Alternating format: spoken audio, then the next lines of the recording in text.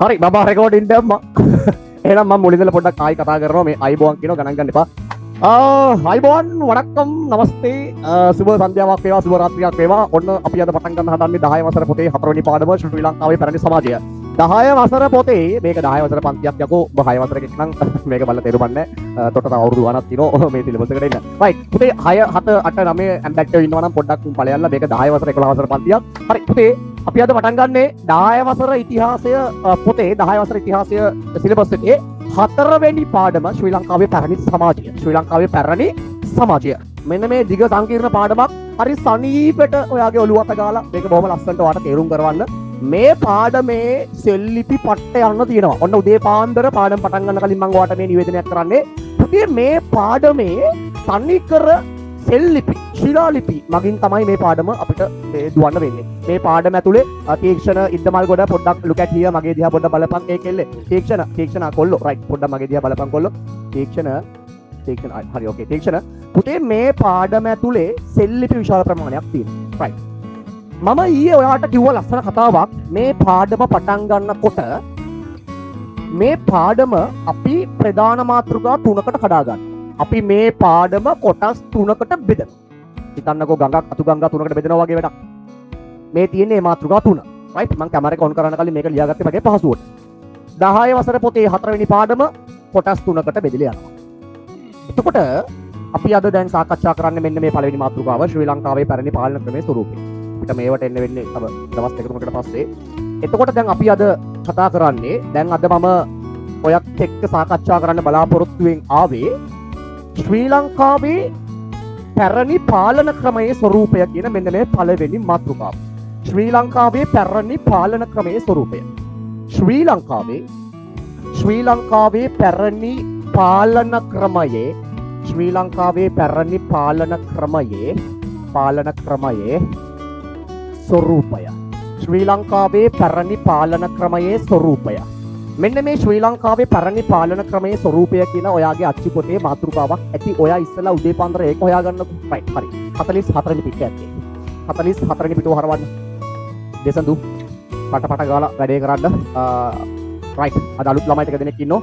44 හරවපම් පුතේ 44 වෙනි පිටේ අච්චු පොත ළඟ නැත්තම් තෝ මැරියන් අදරයට වහ ටිකක් දීලා. එయ్యකෝ අච්චු පොත ළඟ තියෙන්න ඕනේ නැත්තම් අච්චු පොත බං දුන්නත් දන්නේ නැහැ හිතන නැන්දමඩ බල. පුතේ අච්චු පොත ළඟ තියෙන්න ඕනේ. right පිටු අංක 44 හරවන්න. පිටු අංක 44 හරවන්න.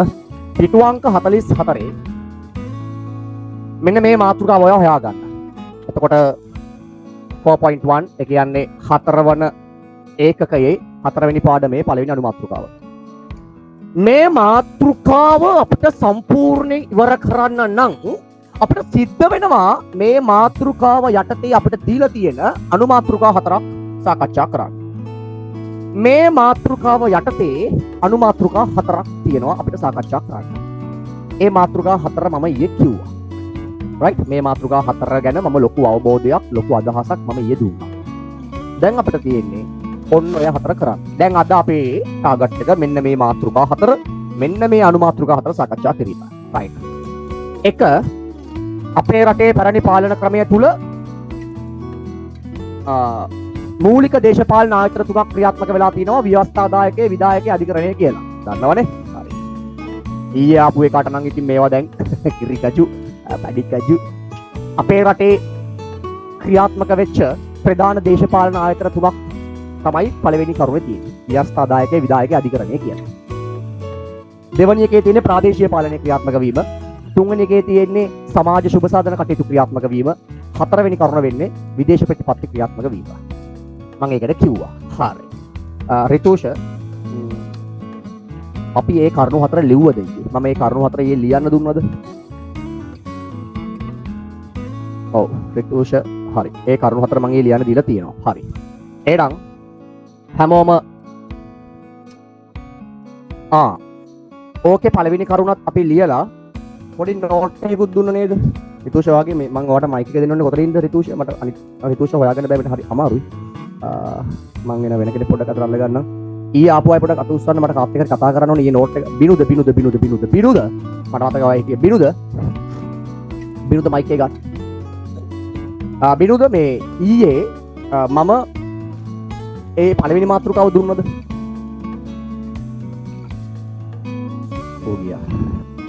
ඔව් සර්.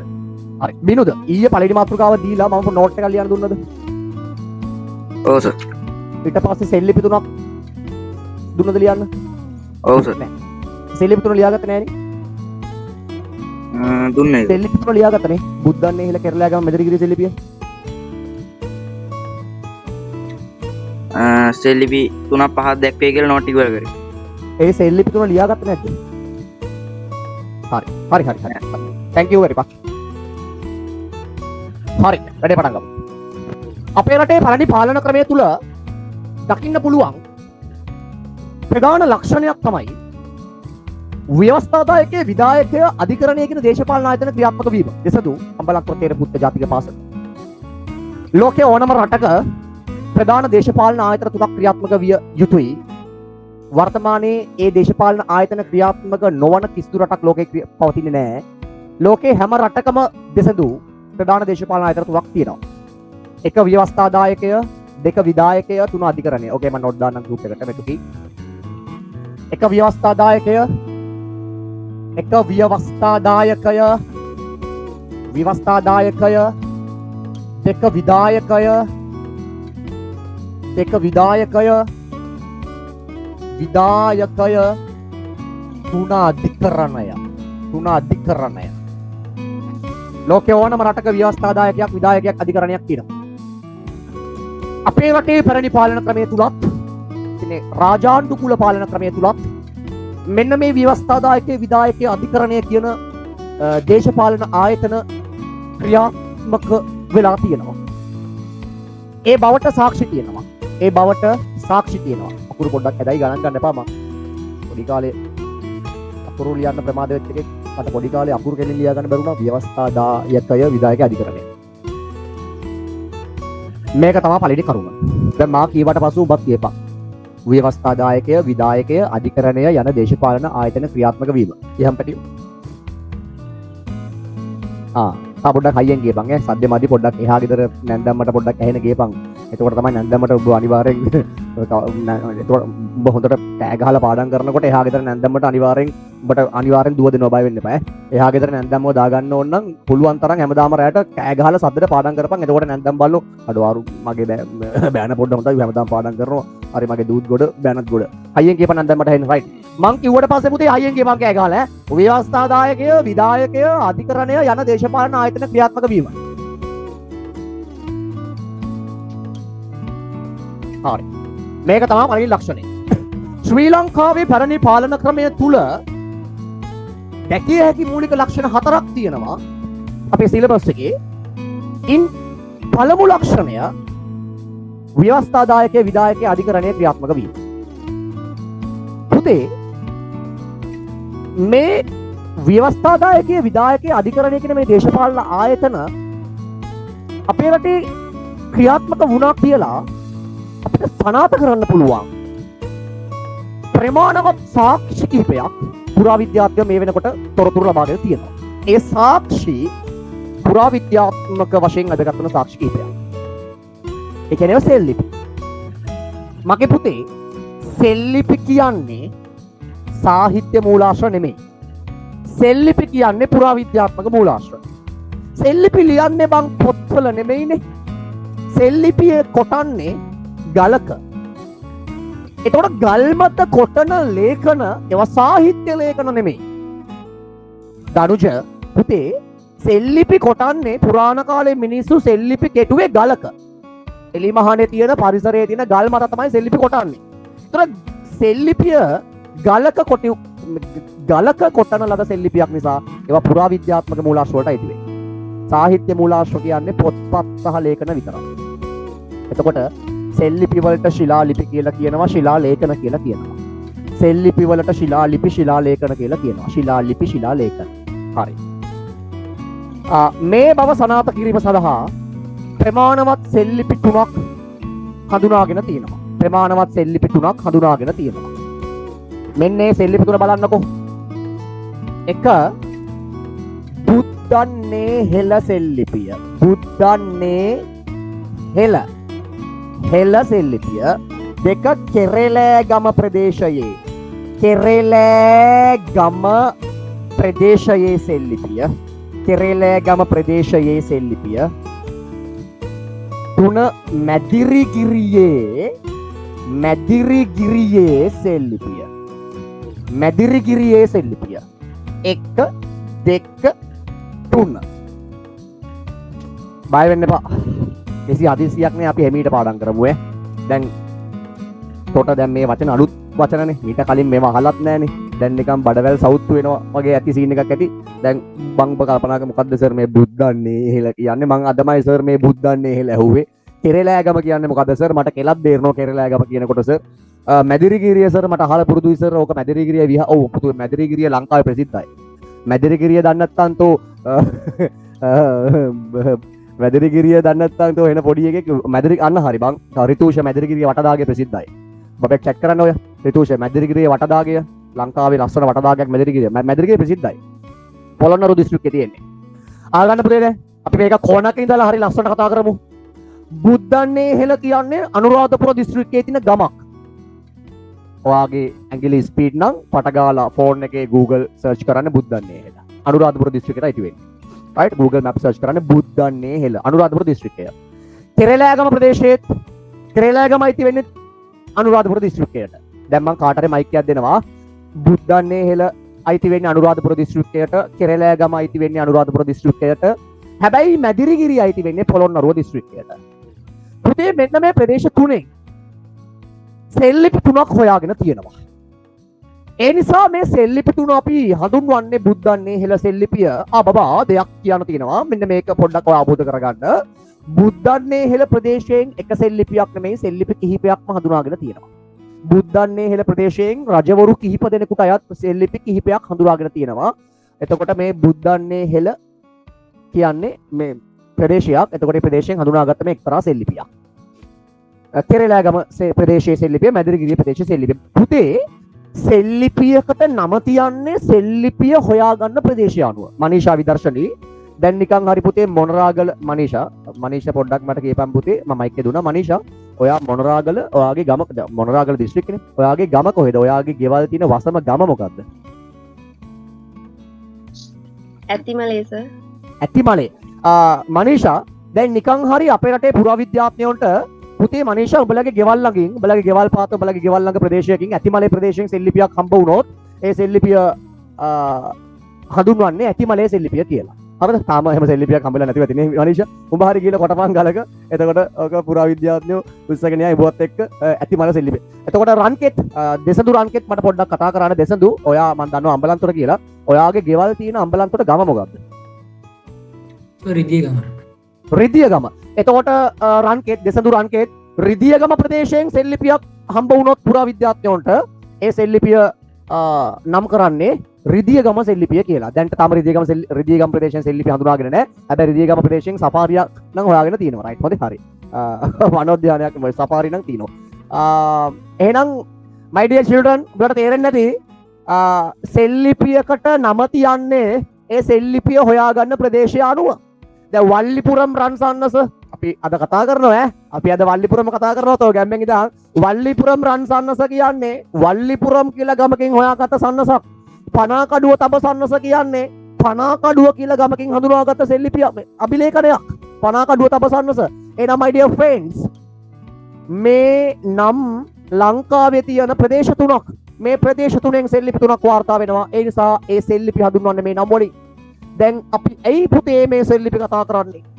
මේ සෙල්ලිපි තුනේම තියෙන්නේ අපේ රටේ පැරණි රජවරු වෙහෙර විහාර වලට කරපු ඉඩම් පූජා ගැන විස්තර ටිකක්. බබා දැන් මම ඔයාට මේක තේරුම් ගැනීම සඳහා අවස්ථානුකූල උදාහරණයක් කියන්නම්. හරිද? හරි. ඔබලා හිතන්න එපා මම මෙහෙම කිව්වා කියලා මම මේ සජබෙක් කියලා. හරිද? මට දේශපාලන පක්ෂයක් නැහැ. මට හිතන එකාට මම දෙනෝන් මේ පරණ ඡන්දෙ දැම්මෙත් නැහැ මම. පුතේ දැන් ඔය සජිත් ප්‍රේමදාස සජිත් ප්‍රේමදාස මේ ඇමතිතුමා පහුගිය දවස්වල ලංකාවේ ගොඩාක් ඔය මේ ගෙවල් ප්‍රදානය කළානේ, නිවාස ප්‍රදානය කළානේ. ඔබලා දන්නවනම් පොඩ්ඩක් ඔව් කියලා හරි දාපන්. සජිත් ප්‍රේමදාස අමාත්‍යතුමා ලංකාවේ විශාල ප්‍රදේශවල මේ විශේෂම හම්බන්තොට වගේ මේ වියලි කලාපවල එයා මිනිස්සුන්ට ගෙවල් දුන්නා. හරිද? එතකොට ගම් උදාව කියලා තමයි ඔකට කිව්වේ. මිනිස්සුන්ට ගෙවල් දුන්නා. එතකොට ඒ හැම ගමකම මිනිස්සු මේ විවෘත කරන දිනයකදී එතකොට මේ දැන් ඔය හැම ගමක්ම හදලා ගෙවල් හදලා මිනිස්සු ඒ ගෙවල් ඕපන් කරන දවසක් දානවා. උත්සවයක් තියෙනවා. ලොකු උත්සවයක් පාත්වලා ඒ ගම් උදාවේ ඒ ගම විවෘත කරනවා. එතකොට එදා අමාත්‍යුමා එනවා. එනකොට ඒ ගමේ ප්‍රධාන තැනක මොකක් හරි මේ ස්මාරකයක් හදනවා. කවුද මේක දැකලා තියෙන්නේ? ඔය සජිත් ප්‍රේමදාස අමාත්‍යුමා හදපු හැම ගමකම ගමේ ආරම්භක ගමට ඇතුළු වන ස්ථානයේ හෝ ගමේ ප්‍රධාන ස්ථානයක ලොකු සමරුවක් හදනවා. සාමාන්‍යයෙන් ඔය ගල් හෝ කොන්ක්‍රීට් භාවිතා කරන සමරුවක් හදනවා. ඒ සමරුවේ තමයි මේ විස්තරය තියෙන්නේ. අපෝ තියෙනවා සර්. දැන් ඔයාට ප්‍රශ්නයක් එනවා. දැන් ඔයාට පරස්පර විරෝධී ගැටලුවක් මතුවෙනවා. මොකද ගැටලුව සර්? මේ පුතේ සර් අපි දැන් සාකච්ඡා කරන්නේ අපේ රටේ පැරණි පාලන ක්‍රමය තුල විවස්ථාදායකයේ විධායකයේ අධිකරණයේ ක්‍රියාත්මක වුණා කියලා. ඉතින් සර් දැන් අපිට මොකටද මේ ඉඩම් පූජා ගැන කියවෙන සෙල්ලිපි තුනක් මෙතනට අදාළ වෙන්නේ? මොකද්ද සර් මේ ඉඩම් පූජාවල ගැන කියන සෙල්ලිපි මෙතන තියෙන සම්බන්ධතාවය පුතේ? හරි මේක අහගන්නකෝ. බුද්දන්නේ හෙළ කියලා ගමක් තියෙනවා අනුරාධපුරේ. මේ ප්‍රදේශයෙන් සෙල්ලිපියක් හම්බ වුණා. මේ සෙල්ලිපිය කරපු රජතුමා කවුද කියලා හරියටම පැහැදිලි නැහැ. පුතේ ලංකාවේ දැන් සෙල්ලිපිවල සමහර අක්ෂර මැකුණම ඒ අක්ෂර කියවන්න බැරුණාම ඒවා අභිරහසෙවත්. ඒකට ඒවා හොයාගන්න අමාරුයි. මේ සෙල්ලිපිය කරපු රජතුමා කවුද කියලා හරියට නිශ්චිත නැහැ. පැහැදිලි නැහැ. හැබැයි මේ සෙල්ලිපියේ තියෙන කියවන්න පුළුවන් ලේඛන ටික මේකේ කියවන්න පුළුවන් ප්‍රමාණය කියවලා පුරාවිද්‍යාඥයෝ නිගමනයකට එනවා මේ සෙල්ලිපියේ තියෙන්නේ වෙහෙර විහාරයකට මේ විහාරස්ථානයකට කරපු ඉඩම් පූජාවක් ගැනලු. එහෙම නිගමනයකට එන්න අපිට හිතන්න පුළුවන් මේ සෙල්ලිපියේ හොඳින් කියවන්න පුළුවන් ප්‍රකාශයක් තියෙනවා. පොඩි උපුටා ගැනීමක් තියෙනවා. මම ඒක බෝඩ් එකේ ලියන්නම්. ඒක පුතේ දැන් උඹලගේ 44 පිටුවේ තියෙනවා ඈ. පුළුවන් නම් මම දැන් මේ බෝඩ් එකේ ලියන ටික 44 වෙනි පිටුවෙන් හොයාගනින්. මේක තියෙන්නේ 44 වෙනි පිටුවේ දකුණු පැත්තේ තියෙන්නේ. දැන් වම් පැත්ත 44 පිටුව හරවන්න. 44 පිටේ වම් පැත්ත නෙමෙයි දකුණු පැත්ත බලහන් ඈ. හරි. මේක මෙන්න මෙහෙම තියෙනවා. අප මෙතුවාක් දෙනා අවුත්. අප මෙතුවාක් දෙනා අවුත්. අප මෙතුවාක් දෙනා අවුත් වත් හිමියන් වහන්සේ වදාළ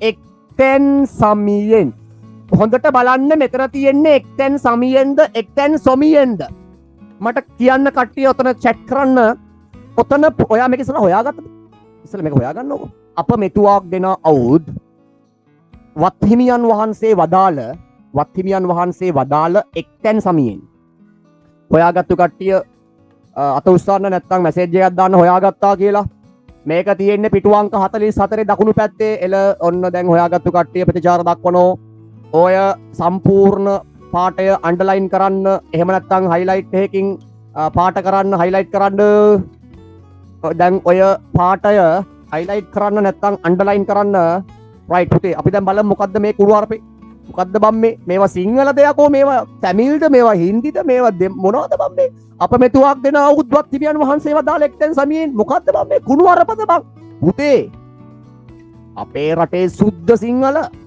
මේවා තමයි සුද්ධ සිංහල කියන්නේ අපි අර බං කියනවට කියන්නේ මං දැන් තොට සුද්ධ සිංහලෙන් කිව්වනේ කියලා උඹලා කාට හරියෙන් බැලලා තියෙනවද පුතේ ලංකේ මේ කවුද බං තේරෙ පුතේ මේ දෙසඳු අපි අර කටනාම කියන්නේ මං දැන් තොට සුද්ධ සිංහලෙන් කිව්වා මෙන්න බං සුද්ධ සිංහල මේවා තමයි සුද්ධ සිංහල අපේ රටේ පැරණි සුද්ධ සිංහල පුතේ මේවා සිංහල ඒ සිංහල භාෂාව අප මෙතුවක් දින අවුත් වත්හිමියන් වහන්සේ වදාළ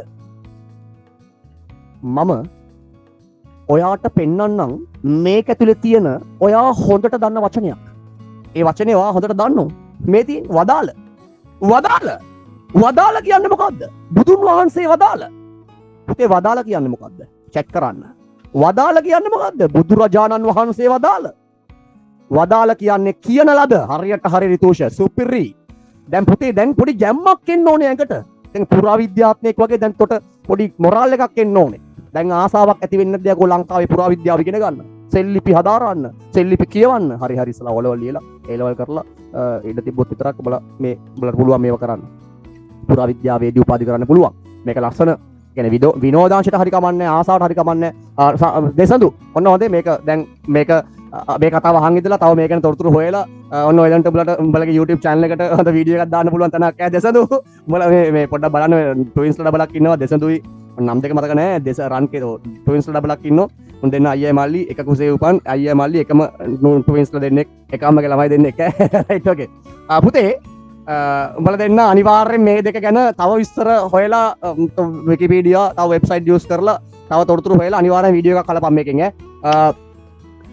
පුතේ වදාළ කියන්නේ කියපු නිසා වදාළ කියන්නේ කවුරු හරි කියපු නිසා වදාළ කවුරු හරි කියපු නිසා කියන ලද දේශනා කරන ලද කවුද මේ කියලා තියෙන්නේ වත් හිමියන් වහන්සේ බබා මතක තියාගන්න පුරාණ කාලයේදී පැරණි සිංහල ලේඛනවල වත්හිමියන් වහන්සේ කියන පදය යොදා ගන්න පුළුවන් එක පුද්ගලයෙක්ට පමණයි. එයාට හැර ඒ වචනය වෙන කාටවත් භාවිතා වෙන්නේ නැහැ.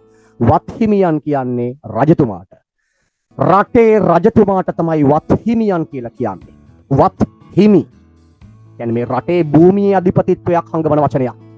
වත්හිමි කියන්නේ රජතුමා. ඔන්න එනම් පුතේ ආගනින් ලෙෆ්ට් වෙන්න එපා ලිව් වෙන්න එපා උණුණු තේ එකක් ලං කරගනින් වත්හිමියන් කියන්නේ රජතුමා වහන්සේ එක ගෞරවාන්විත උපමාවක් වත්හිමියන් වහන්සේ වදාළ රජු කියූ නිසා අප මෙතුවක් දෙන අවුත් පුරාවිද්‍යාඥයෙකුට මේ අප මෙතුවක් දෙන අවුත් කියන්නේ අප සියලු දෙනා පැමිණ සිටින්නේ දැන් සීනක තේරෙනවද අප මෙතුවක් දෙන අවුත් අප සියලු දෙනා පැමිණ සිටින්නේ අප කිහිප දෙනා අපි පැමිණ සිටින්නේ වත්හිමියන් වහන්සේ වදාළ රජු කියූ නිසා රජුගේ අන පරිදි එක්තැන් සමියෙන් නෙමෙයි සමියෙන් කියලා ලියන්න එපා ටීචර් එක හයි බැට් එකෙන් නියල්ස මතක් කරවනේ සොමියට වරෙන් පුතා බද උජාන කාවරේ සොමියට වරෙන් පුතා පුතේ සොමිය මේ සමිය එක්තැන් සමියෙන් පුතේ එක්තැන් සමිය කියන්නේ දැන් ඔයා බලන්න පොඩ්ඩක් මෙතන තියෙන්නේ එක්තැන් සමියෙන් කියලා යෙන් කියන්නේ දැන් යෙන් කියන ප්‍රත්‍ය සිංහල භාෂාවේදී කිසියම් නාම පදයක් අගට යෙන් කියන ප්‍රත්‍යය යොදා ගැනීමෙන් හැඟවෙන්නේ කිසියම් ස්ථානීය නාමයක්. ඒකෙන් දැන් උදාහරණයක් කියන්න ඔබට ඔහොම කිව්වොත් තේරෙන්නේ මම රන්නෙන් පැමිණියෙමි. මම කොළඹින් යෙන් ප්‍රත් මම තංගල්ලෙන් පැමිණියෙමි. මම අනුරාධපුරයෙන් පැමිණියෙමි. මම යාපනයෙන් පැමිණියෙමි. දැන් තේරෙනවද සීන් එක? මම වැසිකිළියෙන් එළියට පැමිණියෙමි. මම වැසිකිළියෙන් එළියට ආවෙමි. පුතේ මෙතන යෙන් ප්‍රත්‍යය යොදා ගැනීම නිසා එක්තැන් සමියෙන් කියන්නේ මේ කොහේ හරි තැනක් හංගවනවා.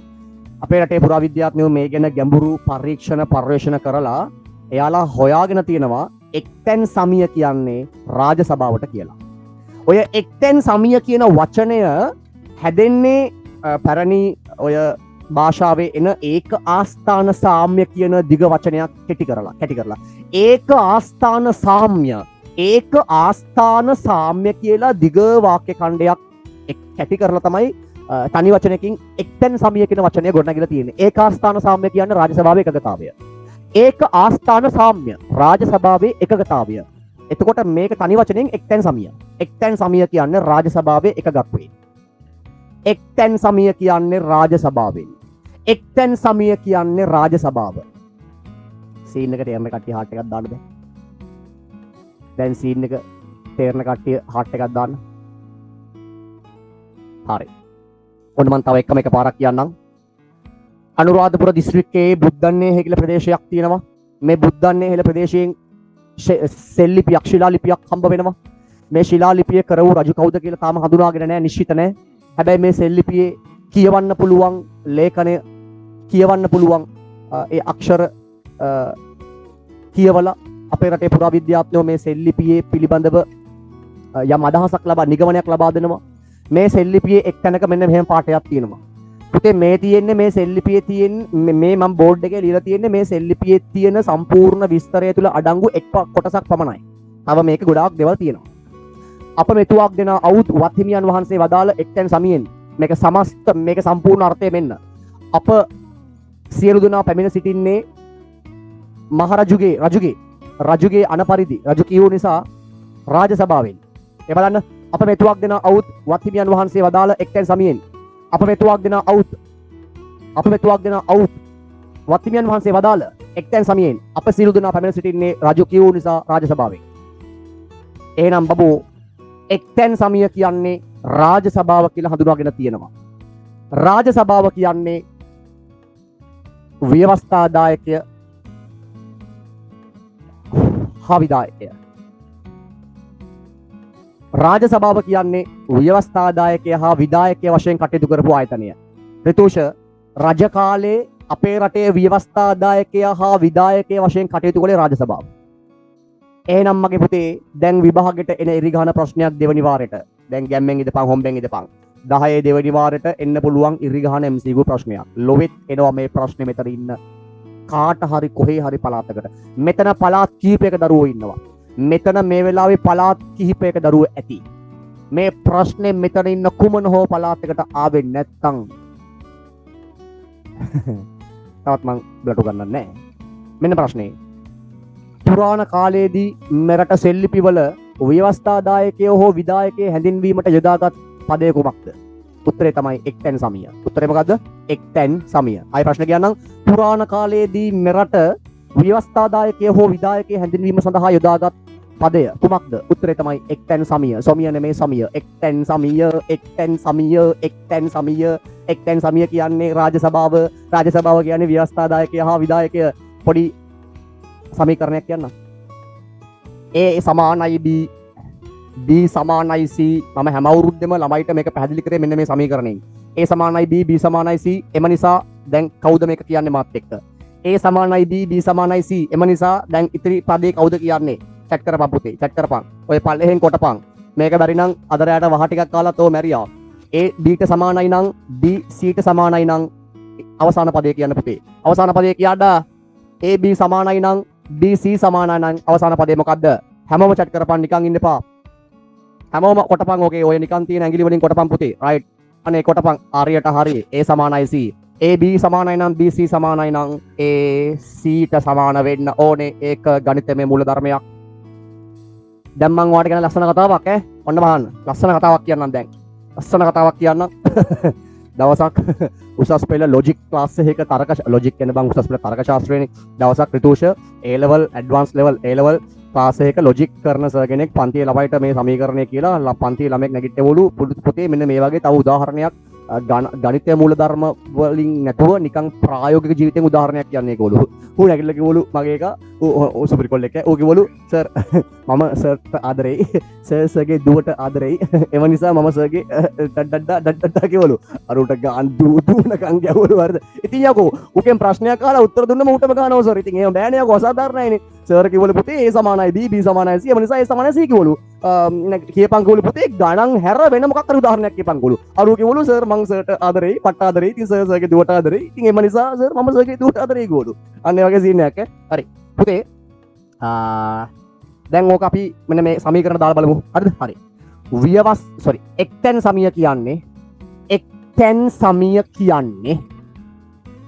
සමිය කියන්නේ රාජ සභාවට නම් පුරාණ කාලයේ රාජ සභාව අපේ රටේ ව්‍යවස්ථාදායකයේ වශයෙන් ක්‍රියාත්මක වුණා නම් හරි දැන් කොටපන් ඉතිරි පදේ තුන්වෙනි පදේ කොටපන්. එක්තැන් සමිය කියන්නේ රාජ සභාවට, රාජ සභාව කියන්නේ රටේ ව්‍යවස්ථාදායකයට. එම නිසා දැන් කොටපන් පුතේ දැන් කොටපන් ඉක්මන් කරා. එක්තැන් සමිය කියන්නේ රාජ සභාවට, රාජ සභාව කියන්නේ රටේ ව්‍යවස්ථාදායකය. එහෙනම් එක්තැන් සමිය කියන්නේ මොකද්ද?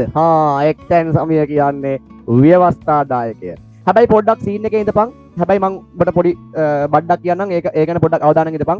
අපේ රටේ පුරාවිද්‍යාඥයෝ කියනවා මේ එක්තැන් සමිය කියන වචනයෙන් අපේ රටේ පුරාණ ව්‍යවස්ථාදායකයයි විධායකයයි දෙකම හැංග වෙනවා කියලා කියනවා. අන්න ඒක පොඩ්ඩක් සීන් එකේ ඉඳපන් ඒක පොඩ්ඩක් හොම්බෙන් ඉඳපන් සීන් එකේ ඉඳපන්. පුරාවිද්‍යාඥයෝ කියනවා ඔය එක්තැන් සමිය කියන වචනයෙන් පුරාණ කාලයේ අපේ රටේ තිබුණු ව්‍යවස්ථාදායකයයි විධායකයයි දෙකම හැංග වෙනවා කියලා කියනවා. ඒ හින්දා පුළුවන් නම් 44 පිටුවේ ඒක පොඩ්ඩක් හොයාගන්න. ඒක හොයාගෙන අන්ඩර්ලයින් කරගන්න. 44 වෙනි පිටුවේ ඒක තියෙනවා කොතන හරි තැනක පොඩ්ඩක් ඒක හොයාගන්න. එක්තැන් සමියෙන් කියවෙන්නේ ව්‍යවස්ථාදායකය හෝ විධායකයයි කියලා ඇති. ඒක පොඩ්ඩක් අන්ඩර්ලයින් කරගන්න. දැන් ඒක තේරුණානේ. හරි පුතේ. හරි. දැන් හෙට අනිද්දා ගෙදර බලා නිකන් ඉන්නකොට කරන්න දෙයක් නැත්තම් පොත අරගෙන ඕවා රිපීට් තව දෙපාරක් තුන් පාරක් ඕවා මතක් කර කර පාඩම් කරපන් පුතේ. මං උඹලට පොඩි දෙයක් කියන්නම් මේක මතක තියාගනින්. ඕනම මිනිස්සෙට මේ ජීවිතේ එක දෙයක් එකපාරක් කිව් පමණින් එකපාරක් දුටු පමණින් ඒවා සදාකාලික මතකයන් වෙන්නේ. අපි මිනිස්සුනේ බං දැන් මට වුණත් එක දෙයක් එකපාරක් කිව්වා කියලා මතක තියෙන්නේ. ඒක දෙපාරක් තුන් පාරක් හතර පහ වතාවක් ඒක පොඩ්ඩක් බලා ගන්න වෙනවා. අපි පුතේ දැන් අපි දැන් මේ අපි දැන් කියන ඔය මේ ගාථා අපි දැන් කියන ඔය මේ ජාතික ගීය පවා අපි එක දවසෙන් පාඩම් කරගත්තේ නැහැ බං. බලා ඉස්කෝලේට බාර දීපු දවසේ එක වසර පන්තියේ උඹලා ගියපු දවසේම උඹලා ජාතික ගීය සම්පූර්ණයෙන් කිව්වේ නැහැනේ. කෑලි හලහලනේ කිව්වේ. උඹලා හැමදාම ඉතින් මාසයක් විතර දෙකක් කියලා තමයි ජාතික ගීය සම්පූර්ණයෙන්ම කටපාඩම් කරගත්තේ සහ කියන ගාථා ඉතිපිසෝ. එතකොට කරණීය මත්ත කුසලෙන් එතකොට මේ ඔය කරණීය මෙත්ත සූත්‍රයේ ඉතිපිසෝ ගාථා අපි කවුරුත් බං කවදාවත් එකපාරක් කියලා පාඩම් කරගත්තු අය නෙමෙයි. ඔවත් 10 පාරකට වැඩිය 100 පාරකට වැඩිය කියලා තමයි පාඩම් කරගත්තේ. ඒ නිසා මතක තියාගන්න පුතේ. මේවා දැන් මම මේ කියපු වෙලාවේ අහන් හිටිය පළියට හැමදාම මේව මතක තියෙන්නේ නැහැ. හෙට අනිද්දා තව සතියකට පස්සේ දෙකකට පස්සේ ආයෙ පොත පෙරලා මේවා මම කියපු දේවල් මතක් කර කර හරි මම මේවා රෙකෝඩින් දානවා. එතකොට ඒවා ආයෙ බලපන් රිපීට් බලපන්. මේ බල පාඩම් කරපන් පැටියෝ ඈ. හරි. ඕකේ. හරි. බුද්ධාන් එහෙල සෙල්ලිපි දැන් යනවා දැනුවත්. ඊළඟ කෙරෙලෑගම. අනුරාධපුර දිස්ත්‍රික්කයේ තවත් ප්‍රදේශයක් තමයි කෙරෙලෑගම ප්‍රදේශයෙන් තුත් මේ වගේ සෙල්ලිපියක් හොයා ගන්නවා. ඒ සෙල්ලිපියේ තියෙන ඉඩම් පූජාවක් ගැන. මේ සෙල්ලිපියේ තියෙන්නේ ඉඩම් පූජාවක් ගැන. මේ සෙල්ලිපියේ තියෙනවා මහින්දාරාමය කියලා. මහින්දාරාමය කියලා විහාරයකට මෙහෙණියාරාමයකට ඉඩමක් පූජා කිරීමේදී එම ස්ථානයට ආපු නිලධාරීන් දෙන්නෙක් ගැන සඳහන් වෙනවා. ඒ දෙන්න මේ සෙල්ලිපිය මෙන්න මෙහෙම සඳහන් කරනවා. බලන්න 44 වෙනි පිටුවේ දකුණු පැත්තේ යටම රූල. 44 වෙනි පිටේ යටම හරිය තියෙනවද? සබායෙන් ආ මැනින්ගමු උදහි ඉසා නිකවැලි සෙනුයිසා තියෙනවනම් පොඩක් අත උස්සපන් පුතේ. සබායෙන් පුතේ හොඳට S2 උලුප්පල බලපන්. ඔතන තියෙන්නේ සබාවෙන් ආද සබායෙන් ආ කියලාද? සබායෙන්ද සබාවෙන්ද කොටපන් පුතේ. පොතේ තියෙන්නේ කොහොමද? සබාවෙන් ආද සබායෙන් ආ කියලාද? හරියට යෙන් සබායෙන් ආ. සබායෙන් ආ කුණුවරප වගේ. සබායෙන් ආ මැනින්ගමු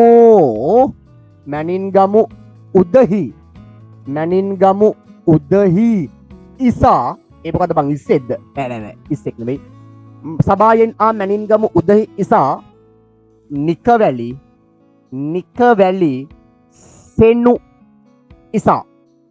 රයිට්. එතනින් එහාට තව තියෙනවා. හරිද? මේ ලේඛනයේ එතනින් එහාට තව තියෙනවා. හැබැයි ඒව අපිට වැඩක් නෑ. හරි. ඒ බලන්නකෝ. අපි කලින් පාඩම් කරේ හායි මනීෂගේ අක්කා. රයිට්. අපි කලින් පාඩම් කරේ බුද්ධන්නේ එහෙල සෙල්ලිපියේ තිබුණු උපුටා ගැනීමක්. මතකයිනේ අප මෙතුවක් දෙන අවුත් වත්හිමියන් වහන්සේ වදාළ එක එකයි. දැන් මේ සෙල්ලිපියේ තියෙනවා සබායෙන් ආ මැනින්ගමු උදහි ඉසා නිකවැලි සෙනු ඉසා කියලා. සබායෙන් පොඩ්ඩක් පැත්තකින් තියමුකෝ. ආ කියන්නේ පැමිණි. මැනින්ගමු උදහි කියන්නේ පුද්ගල නාමයක්. නිකවැලි සෙනු කියන්නේ පුද්ගල නාමයක්. ඉසා කියන්නේ සහ කියන එක. දැන් ඉසා කියන්නේ සහ කියන එක. මම සහ මගේ කෑල්ල. මේ ලබන සතියේ වෙසක් පෝයට මම සහ වගේ බෝල කැටේ දන්සල් කන්න යනවා. right. ඉසා කියන්නේ පුතේ සහ කියන එක. සහ. ඒතර මැනින්ගමු උදහි සහ නිකවැලි සෙනු. දැන් පුද්ගලයන් දෙන්නෙක් ගැන කියන්නේ. මැනින්ගමු උදහි කියන්නේ මැනින්ගමුවේ උදය. මැනින්ගමු උදහි කියන්නේ මැනින්ගමුවේ උදය.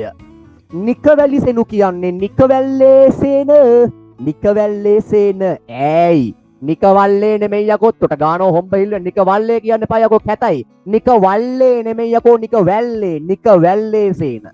හරි පුතේ. අක්සෝන් නිකවැලි සෙනු කියන්නේ නිකවැල්ලේ සේන. දැන් කවුද යකෝ මුන් දෙන්න? සබායෙන් ලුවාවේ අම්මට සිරි. මහා පොරවල් දෙකක් ඈ. උන් දෙන්න සභාවෙන් ආපු දෙන්නෙක්ලු. සභාව කියන්නේ අධිකරණය. පුරාණ කාලයේදී සභාව කියන වචනයෙන් අදහස් කරන්නේ අධිකරණය කියලා අපේ රටේ පුරාවිද්‍යාඥයෝ තවත් සෙල්ලිපි පාදක කරගෙන කරපු පර්යේෂණ වලින් හැරි වෙලා තියෙනවා. පුතේ අපේ දැන් මෙහෙමයි. මම ඔයාලට තව කතාවක් කියන්නම්. දැන් මේ සිලබස් එකක් කරනකොට බං අපිට පොඩ්ඩක් සිලබස් එකෙන් එළියට ගිහිල්ලා පුරාවිද්‍යාව කියන්නේ එහෙමයි. පුරාවිද්‍යාව කියන්නේ මම මේ අච්චු පොතක් ළඟ තියන් ඒක ඇතුලේ කටපාඩම් කරන සබ්ජෙක්ට් එකක් නෙමෙයි හරිද? මේ පොතෙන් එළියට ගිහිල්ලා පොඩ්ඩක් එහෙම පුරාවිද්‍යාව කියන්නේ පොතෙන් එළියට ගිහිල්ලා කැණීම් කරලා ලබා ගන්න දත්ත සාධක මේ ෆිසිකලි ඒවා අල්ලන්න පුළුවන් සාධක භෞතික සාධක ඒවා විද්‍යාත්මක පරීක්ෂණයට ලක් කරලා එහෙම ඒකට අපේ රටේ විතරක් නෙමෙයි තව රටවල් එක සංසන්දනය කරලා මේක ලොකු සීන් එකක් මේක ලොකු කතාවක්. පුතේ එතකොට දැන් පුරාවිද්‍යාඥයෝ කවදාවත් මේ වචනවල අර්ථයන් ගොඩනගන්නේ මේ සෙල්ලිපියේ තියෙන පමණින්ම නෙමෙයි. ඒවා තව සෙල්ලිපිවල වචනත් එක්ක සංසන්දනය කරනවා. සීන් එක තේරෙනව නේද? හාට් එකක් දාපන් පුතේ. මම කියන වචන මම කියන දේවල් පොට තේරෙන පොඩි හාට පුරාවිද්‍යාඥයෝ පැරණි සිංහල භාෂාවට අයත් මේ වචනවල අර්ථයන් ගොඩනගනකොට ඒවා තවත් සෙල්ලිපිවල තියෙන වචන එක සංසන්දනය කරනවා. කාලයත් එක්ක විකාශනය කරලා බලනවා. තව රටවල් වල තව භාෂා එක්ක සංසන්දනය කරලා බලනවා. මේක මහා සාගරයක් වගේ විෂයක් මේක. හරිද? හරි. එතකොට පුතේ රිතුෂ අපේ රටේ පුරාවිද්‍යාඥයෝ හඳුනාගෙන තියෙනවා තවත් සෙල්ලිපි වල කරපු අධ්‍යයනයන් එක්ක සභාව කියන්නේ අධිකරණය කියලා. සභාව කියන්නේ අධිකරණය. හරිද? සභාව කියන්නේ අධිකරණය. මෙතන මේ සභායෙන් කියන්නේ සභාවෙන් පැමිණි කියන එක. මේ අධිකරණයෙන් පැමිණි. මේ දෙන්න නිකන් අර ලෝයර්ස්ලා දෙන්නෙක් වගේ පොරවල් දෙකක්. තේරෙනවද? දැන් පුතේ මේ ආගනි පුතේ. දැන් රිතුෂ. දැන් ඔයා මේ හිතන්නකෝ රිතුෂ.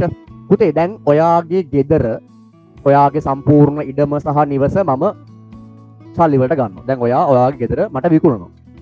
රිතුෂ මට කියන්න දැන් ඔයාගේ ගෙදර මම මුදලට මිලදී ගන්නව නම් අපි දෙන්න කවුරු හම්බ වෙන්ද කාගේ ළඟටද මේකට කාගේ ළඟටද යන්න ඕනේ?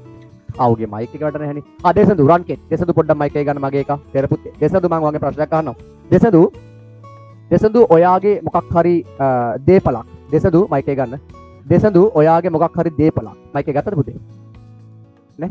දැන් ගන්න බලන්න. හරි. දෙසඳු ඔයාගේ මොකක් හරි දේපලක්. ඔයාගේ මොකක් හරි ප්‍රොපර්ටි එකක් මම සල්ලි වලට ගන්නව නම් ඒක හුවමාරුවක්නේ. ඒක දේපල හුවමාරුවක්. අපි දෙන්න කවුරු ළඟටද යන්න ඕනේ? නීතිඥ කෙනෙක් ගන්නනේ. ලෝය කෙනෙක්. හරියට හරි බං. හරියට හරි. බලපන් වැඩෙක්. නීතිඥවරයෙක් ගාවට, ලෝය කෙනෙක් ගාවට යන්න ඕනේ. හරිද? දිදුනිත් ඉන්නවනේ. දිදුනික තාත්තත් ඉන්නවා. රයිට්.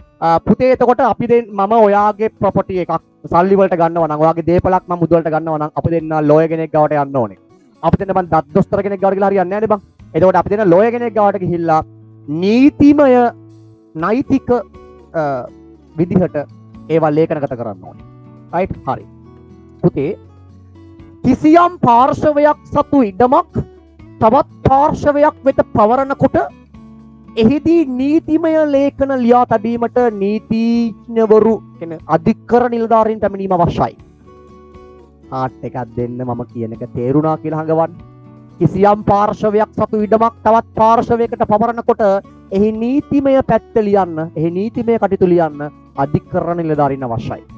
මෙන්න මේ මහින්දාරාමය කියන විහාරයට ඉඩමක් පූජා කරන සීන් එකක් තියෙන රජ කෙනෙක්. මේ මහින්දාරාමයට කෙරළාගම ප්‍රදේශයේ මහින්දාරාමය කියන විහාරයට ඉඩමක් පූජා කරන අවස්ථාවට ඒ ඉඩම් පූජාවේ නීතිමය කටයුතු ලියා තැබීමට එතනට අධිකරණ නිලධාරීන් දෙන්නෙක් පැමිණියා කියලා මේ ලේඛනයේ විස්තරයක් තියෙනවා. ඒක තමයි මේ කියන්නේ සභාවෙන් ඒ කියන්නේ අධිකරණ සභාවෙන් පැමිණි මැනින්ගම උදෙහි ඒකයි මැනින්ගමේ උදය සහ නිකවැල්ලේ සේන. ජය වේවා. හරිනේ. එහෙනම් ගැම්මෙන් සෙල්ලිපි දෙකක් අවසන් කරා. තුන්වෙනි සෙල්ලිපියත් පට ගාලා අපි සාකච්ඡා කරලා අපි මේවා අපි ලේඛනගත කරමු. තුන්වෙනි සෙල්ලිපියත් සාකච්ඡා කරලා අපිත් මේවා ලේඛනගත කරමු අපේ පොතේ. මැදිරිගිරිය පොළොන්නරුව දිස්ත්‍රික්කය. මැදිරිගිරියේ සෙල්ලිපි කිහිපයක්ම තියෙනවා. පුතේ මැදිරිගිරිය කියන්නේ සෙල්ලිපි විශාල ප්‍රමාණයක් හමු වුණ ප්‍රදේශයක්. මැදිරිගිරියේ සෙල්ලිපි ගොඩක් තියෙනවා. එහි එක්තරා සෙල්ලිපියක් මේ. මැදිරිගිරියෙන් හොයාගත්ත එක්තරා සෙල්ලිපියක්. අපි මැදිරිගිරියේ සෙල්ලිපිය කියලා කියමු. මේ සෙල්ලිපියේ බොහොම පැහැදිලිව ඒ සෙල්ලිපිය අයත් රජතුමාගේ නම රාජ්‍ය කාලය සඳහන් කරනවා. මේ සෙල්ලිපිය තියෙන්නේ 45 වෙනි පිටුවේ. දැන් අපි 44 පිට පාඩම් කරලා ඉවරයි. අපි දැන් 45ට යන්නේ. 45 වෙනි පිටුවේ I think දෙවනි ඡේදය වගේ තමයි මේක ඇත්තේ. දෙසඳු දෙවනි ඡේදෙද? ඔව් දෙවනි ඡේදේ. දෙසඳු මට කියන්න පුතේ මැදිරිගිරියේ සෙල්ලිපිය මේ සෙල්ලිපිය කුමන රජුගේ කාලයට අයත් එකක්ද?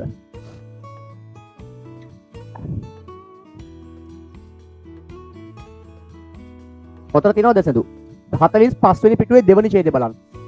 මැදිරිගිරියේ ඇත්වෙහෙරට ඉඩමක් පූජා කරපු රජ කෙනෙක් ඇති. මැදිරිගිරියේ ඇත්වෙහෙරට කිසියම් රජ කෙනෙක් ඉඩමක් පූජා කරනවා කියලා තියෙනවා. කවුද රජතුමා දෙසඳු? දෙවනසේන රජතුමා.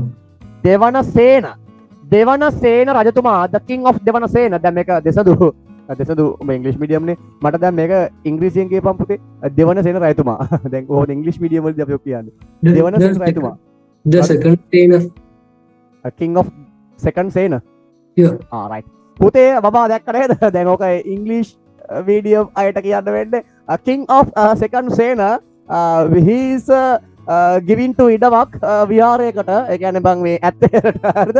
මේ දෙවනසේන රජතුමා මැදිරිගිරියේ තිබුණු ප්‍රසිද්ධ විහාරයක් තමයි ඇත්වෙහෙර කියන්නේ. ඇත්වෙහෙරට ඉඩමක් පූජා කරපු සීන් එකක් මැදිරිගිරියේ සෙල්ලිපියේ තියෙන්නේ. අම්මට සේ දෙවනසේන රජතුමා මැදිරිගිරියේ පිහිටි ඇත්වෙහෙරට ඉඩමක් පූජා කරලා තියෙනවා. මේ ඉඩම් පූජෝත්සවය මේ මහෝත්සවය මම අර කලින් කිව්වේ බං ඉඩමක් පූජා කරනකොට විහාරයකට ඒක ලොකු ඉඩම් පූජෝත්සවයක් නේ බං. ඒක මහෝත්සවයක්. ඒක උත්සවාකර්ෂව පවත්වන්නේ. ඉතින් දැන් හජිත් ප්‍රේමදාස දැන් ඔය මිනිස්සුන්ට ගෙවල් දීලා ඒ ගම විවෘත කරන දවසට ඉතින් මියුසිකල් ෂෝ එකක් ගාලා කිරිපත් කාලා අප්පුඩි ගාලා රැස්වීමක් කියලා පච කෙලිලා මේවා පියාණන්ගේ නාමයෙන් මගේ ආදරණීය පියාණන්ගේ නාමයෙන් මම සිහිපත් කර සිටිනවා. දයාබර හිතවතුනි මම මගේ ගම් උදාව සංකල්පය මගේ වීර පියාණන්ගේ මේ ගම් උදාව සංකල්පය යටතේ මම මේ 2570 වෙනි ගම තමයි මෙයා කටයුතු කරන ලබන්නේ නේ. අනේ ඉතින් මගේ ආදරණීය පියාණන්ගේ නාමයෙන් අනේ පුතේ. ඒකෝට පුතේ දැන් සාමාන්‍යයෙන් ඉඩම් පූජෝත්සවයක් කියන්නේ ලොකු උත්සවයක් නේ. ඒක ඒ උත්සවයට මෙතනට දෙවනසේන රජතුමාගේ ලේකම්වරයෙක් සහභාගී වෙලා තියෙනවා. මේ ලේකම්වරයාගේ නම මේ සෙල්ලිපියේ සඳහන් වෙනවා. හැබැයි මේ සෙල්ලිපියේ එම ලේකම්වරයාගේ නම සඳහන් වෙන්නේ මෙන්න මෙහෙම මහලේ කස්බා කියලා. මහලේ කස්බා. කස්බා නෙමෙයි බං කස්බා. පුතේ කස්බා කියන්නේ අඩෝ මොකද්ද බම් මේ කස්බා? මහා වංශයේ තියෙනවා කාශ්‍යප කියලා. දැන් දෙවනසේන රජතුමාට හිටපු මහලේකම්වරයා කාශ්‍යප කියලා මහා වංශයේ තියෙනවා. මේ සෙල්ලිපියේ තියෙනවා කස්බා කියලා.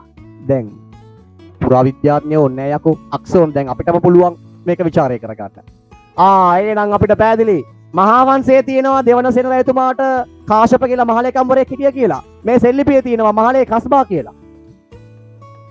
මහලේ කියන්නේ මහලේකක කස්බා කියන්නේ කාශ්‍යප කියන නම ඒ සෙල්ලිපිය ලියපු විදිහ. කාට් එකක් දාන්න. බලෙන් ඉල්ලනවනේ. හරි කවන්නේ. කැමැත්තෙන් හાર્ට් එකක් දාපම් පුතේ බලෙන් එපා මට ඔබලගේ හදවත්. මට ආදරේ කට්ටිය හાર્ට් එකක් දෙන්නකවලෝ. මට ආදරේ කට්ටිය හાર્ට් එකක් දෙනෝකෝ. අනේ හાર્ට් එකක් දෙනෝකෝ. අනේ මාමේ හાર્ට් එකක් දෙනෝකෝ. අනේ නැන්දේ හાર્ට් එකක් දෙනෝකෝ. හරි දෙනෝකෝ හලෝ. මූසඩිය. හાર્ට් දෙන්නෙත් නැහැ. මැසේජ් කරන්නෙත් නැහැ. අහන ප්‍රශ්නවලට උත්තර දෙන්නෙත් නැහැ. කැම් එක ඔන් කරගන්නෙත් නැහැ. බකමුණු සෙට් එකක් ඉන්නවා. මක්කට ආවද මන්ද? හරි කවන්නේ පුතේ හැමදාම වරෙන් අවුලන්නේ. ඔබලා හැමදාම වරෙන් පුතේ හැමදාම වරෙන් මං හැමදාම කරන්නේ නැහැ. ඔබලා හැමදාම වරෙන් රයිට් හරි ඕකේ. හරි. මහලේ කියන්නේ මහලේකම්. කස්බා කියන්නේ thank you ජිලෝකා. my dear ජිලෝකා thank you. මහලේ කියන්නේ මහලේකම්. කස්බා කියන්නේ කාශ්‍යප. එතකොට මේ මහලේ කස්බා කියන්නේ මහලේකම් කාශ්‍යප කියන එක. එහෙනම් බබා මේ තුන පාඩම් කරන්න. සෙල්ලිපියේ නම මැදිරිගිරියේ සෙල්ලිපිය. සෙල්ලිපියේ සඳහන් ආකාරයට ඉඩම් පූජාව කළ විහාරය ඇත්වෙහෙර මැදිරිගිරියේ ඇත්වෙහෙර. මෙම ඉඩම් ප්‍රදානය කළ රජු කවුද? දෙවනසේන. මෙම ඉඩම් පූජාවට පැමිණි දෙවනසේන රජුගේ මහලේකම්වරයා කවුද? මහලේකම් කාශ්‍යප. එයාගේ නම මහලේකම් කාශ්‍යප. එම මහලේකම් කාශ්‍යපගේ නම සෙල්ලිපියේ ලියා තිබුණේ කෙසේද? මහලේ කස්බා. පුතේ මේ මහලේ කියන්නේ මහලේකම් කියන එක තමයි හැබැයි මෙයා මෙතනට පැමිණියේ නීතිමය කටයුතු ලියා තැබීමට නිසා මහලේ කියන වචනෙන් තුත් අධිකරණය නියෝජනය වෙනවා. අධිකරණය. මහලේ කියන වචනෙන් තුත් අධිකරණය නියෝජනය කරනවා. අධිකරණය පෙන්නුම් කරනවා. එහෙනම් දයාබර හිතවතුනි ඔන්න අපි දැන් සෙල්ලිපි තුනක් සාකච්ඡා කරලා අවසන්.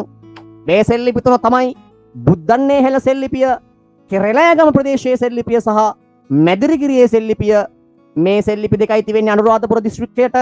මේ සෙල්ලිපි අයි තිබෙන්නේ පොළොන්නරුව දිස්ත්‍රික්කයට. මේ සෙල්ලිපි තුනේම තියෙන්නේ රජවරු විහාරවලට කරපු ඉඩම් පූජා ගැන විස්තර. මේ සෙල්ලිපි තුනේ අධ්‍යයනය කරනකොට මේ සෙල්ලිපි වල මෙන්න මේ දේශපාලන ආයතන ගැන කියවෙනවා. නැද්ද? ඕක කියපන්කො බා නැද්ද? මේ සෙල්ලිපි අධ්‍යයනය කරනකොට මේ දේශපාලන ආයතන මේ මූලික ආයතන ගැන කියවෙන්නේ නැද්ද? කියවෙනවා. බුද්ධන්නේ හෙළ සෙල්ලිපියේ එක්තැන් සමය කියලා වචනයක් තියෙනවා. ඒකෙන් අදහස් කරන්නේ ව්‍යවස්ථාදායකය හෝ විධායකය. කෙරළෑගම සෙල්ලිපියේ සභාවෙන් සභාව කියන වචනේ අදහස් කරනවා. සභාව කියන්නේ අධිකරණය. මැදිරිගිරියේ සෙල්ලිපියේ මහලේ කියලා වචනයක් තියෙනවා. මහලේ කියන්නේ මහලේකම්වරයා කියන එක. ඒ මහලේ කියන වචනෙන් අධිකරණය අදහස් කරනවා. ලියාගමුද? ලියාගමුද? හරි පුතේ. අම්මට කියන්න බණ ඉවරයි කියන්න. දැන් ලොකු නෝට් එකක් ලියන්න තියෙනවා කියන්න. උණු උණුවෙන් නෙස්ට මෝල්ලයක් හරි කිරි කෝපි එකක් හරි ඉල්ලපන් යකෝ ඉල්ලපන්. ඉල්ලීම් ලැබෙන තුරු අඬපන්. බල ලවුඩ් ස්පීකර් on මං කෑ ගහලා තොට එකක් ගෙනත් දෙන්න. ලවුඩ් ස්පීකර් දාලා නැන්ද අම්මේ ගුටි ගන්න වෙද්දන්නේ. අම්මේ මේ තේ එකක් හදලා දෙන්න පව් මේ පොඩි එක ඔන්ලයින් පන්ති එකට ඇවිල්ලා මේ බං ඉගෙන පාඩම් කරන්න නේ ආවේ ඉගෙන ගන්නනේ. ඒ හින්දා පව් ඉතින් අපි රෑ 11 20 වෙනකන් තව පැයක් ඉන්න ඕනේ. ඒ ඉතින් මේ ලොකු අම්මේ නන්ද අම්මේ තේ එකක් හදලා දෙන්න හරියටම පැයක් ඉවරයි. වෙලා බලන්න. බබා වෙලා බලන්න. 10යි 20යි 10යි 20යි පටන් ගන්න කීයද? 9යි 20ට පැයක් ඉවරයි. ඔයා නොදැනිව. එරවනේ. තව පැයක් හිටපන් යන්න එපා. රයිට් ලියන්න.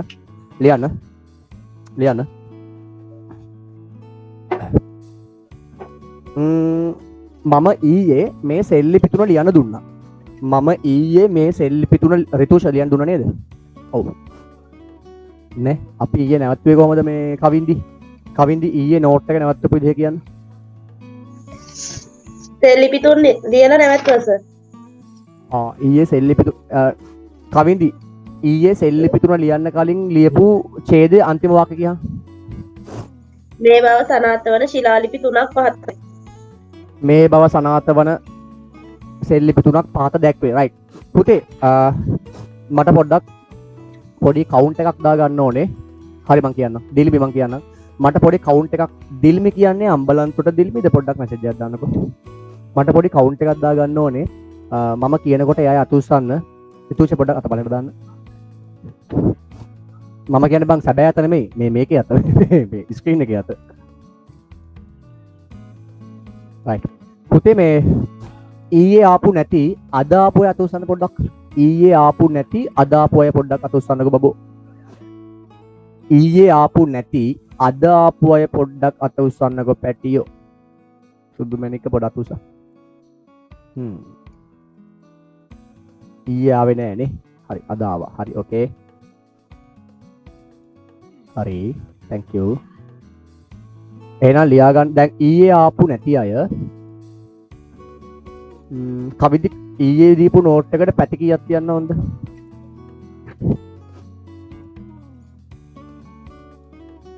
කවින්දි ඊයේ නෝට් එකට පැති කීයක් තියන්න ඕනද?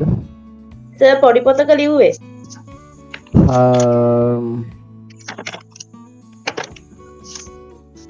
ජිලෝකයි හිටිය වගේ මතකයි. ජිලෝක පුතේ කියන්න. ජිලෝකා නම් පේන්නේ. හැබැයි මට මැසේජ් එකක් දාලා තිබ්බා WhatsApp. ජිලෝකා මයික් එක ගන්න. හායි ජිලෝකා. පැති කීයක් තියන්න ඕනද ඊයේ නෝට් එකට?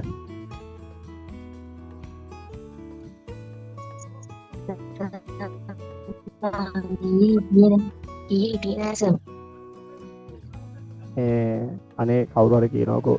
මනීෂා ඊයේ නෝට් එකට පැති කීයක් තියන්න ඕනද? පැති 2යි සර්. 3යි.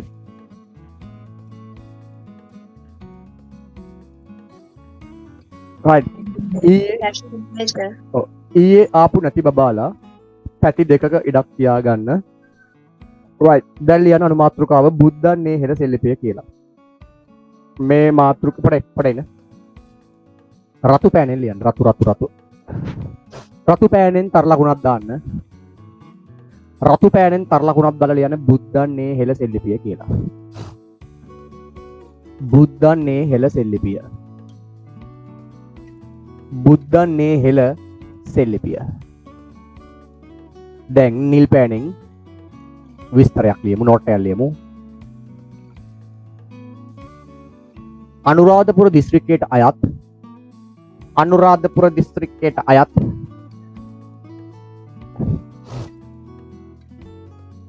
බුද්ධන්නේ හෙළ ප්‍රදේශයෙන් අනුරාධපුර දිස්ත්‍රික්කයට අයත් බුද්ධන්නේ හෙළ ප්‍රදේශයෙන් අනුරාධපුර දිස්ත්‍රික්කයට අයත් බුද්ධන්නේ හෙළ ප්‍රදේශයෙන් සොයාගත් අනුරාධපුර දිස්ත්‍රික්කයට අයත් බුද්ධන්නේ හෙළ ප්‍රදේශයෙන් සොයාගත්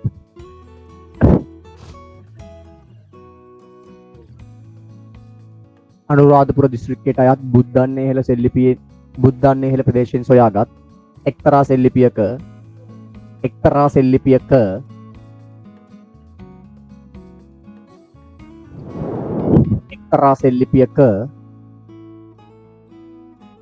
එම ප්‍රදේශයේ එක්තරා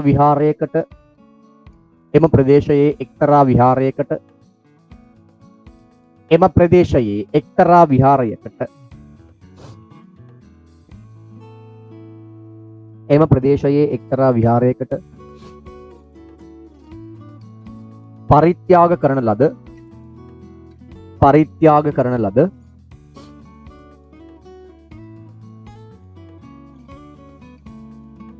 ඉඩම් පූජාවක්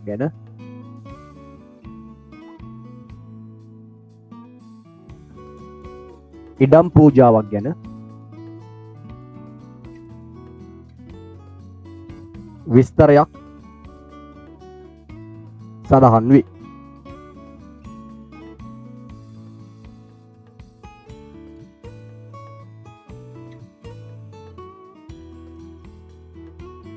විස්තරයක් සඳහන් වේ.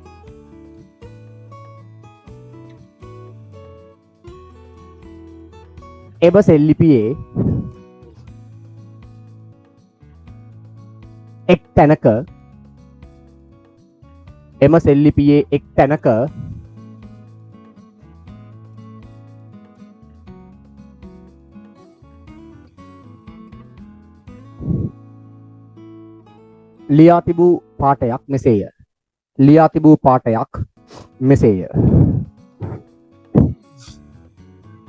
ලියා තිබූ පාඨයක් මෙසේය.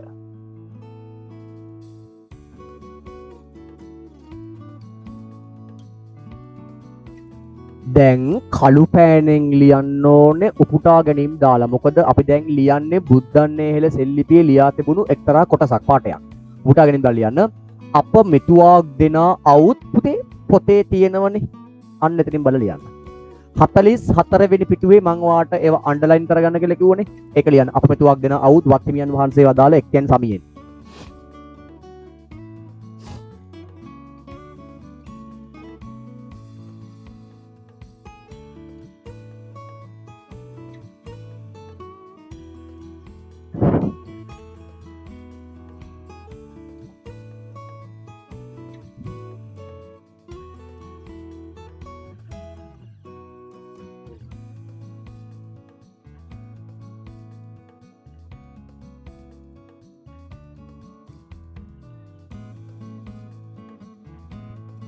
right ඉවර වෙනකොටත් උපුටා ගැනීම අවසන් කරන්න. දැන් නිල් පෑනෙන් ලියන්න රූල් එකට අරින්න. රූල් එකට අරපම් පුතේ ඇරලා වෙනම රූල් එකේ නිල් පෑනෙන් ලියපම්. මෙන්න මෙහෙම. මෙහි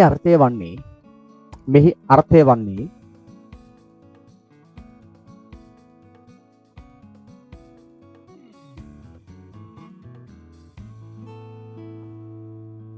අප සියලු දෙනා පැමිණ සිටින්නේ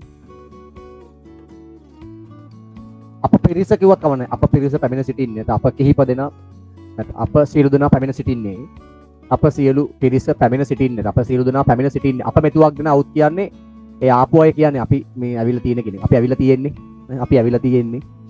අප කීප දෙනා පැමිණ සිටින්නේ කාගේ අන නිසාද? කවුරු කියු නිසාද? වත්තිමයන් වහන්සේ වදාළ කෙනෙක් කවුද? රජු කියු නිසා. රජුගේ අන පරිදි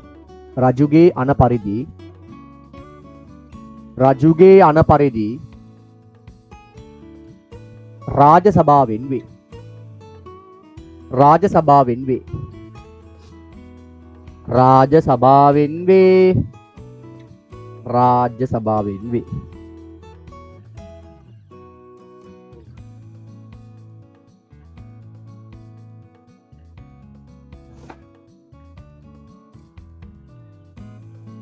රතු පෑනෙන් ලියන්න වෙන මේ විදිහට එක්තැන් සමිය යන වචනය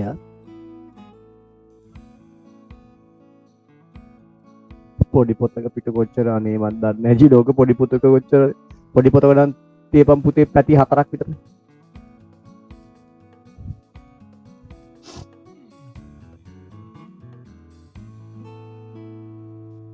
එක්තැන් සමිය රතු පෑනෙල් යන එක්තැන් සමිය යන වචනයෙන් යන පදයෙන් පුරාණ කාලයේ මෙරට පැවති ව්‍යවස්ථාදායකය හෝ විදායකය අදහස් වන බව පුරාණ කාලයේ මෙරට පැවති ව්‍යවස්ථාදායකය හෝ විදායකය පුරාණ කාලයේ මෙරට පැවති ව්‍යවස්ථාදායකය හෝ විදායකය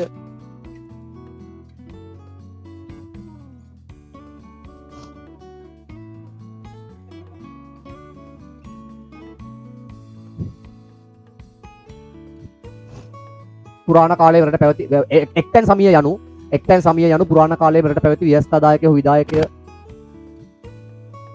අදහස් කරන බව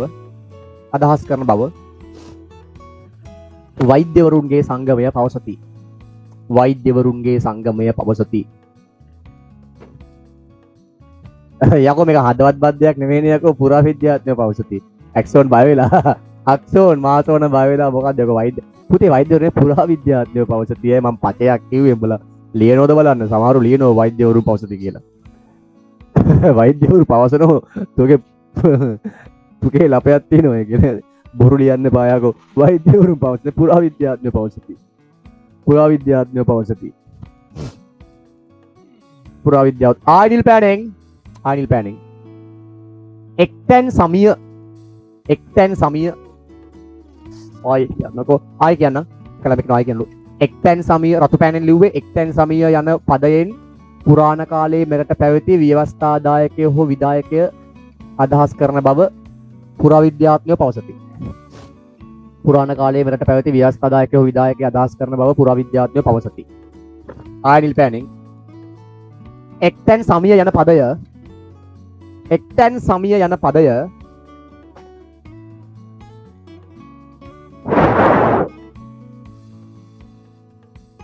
එක්තැන් සමිය යන පදය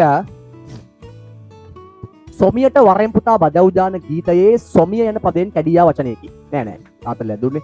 එක්තැන් සමිය යන පදය ඒක ආස්ථාන සාම්‍ය පොතේ ඇති. ඒක ආස්ථාන සාම්‍ය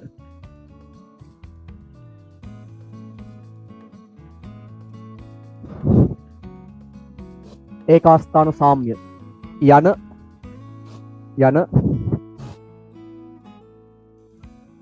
වාක්‍යයෙන්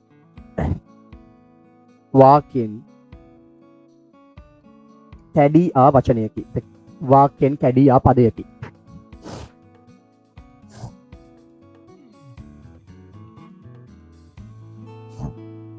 ඉන් රාජ සභාවේ එකඟත්වය යන අදහස ගෙන දේ. ඉන් රාජ සභාවේ එකඟත්වය යන අදහස ගෙන දේ. ඉන් රාජ සභාවේ එකඟත්වය යන අදහස ගෙන දේ. අක්සෝන් ඔයා කොහෙද?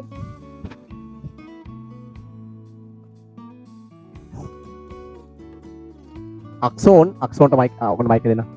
අක්සෝන් රයිට් අක්සෝන් මයික් එක ගත්තා. අක්සෝන් අලුත් නමක් අයියෝ අයි කට් කරා. අක්සෝන් මයික් එක ගන්න පුතේ. අක්සෝන්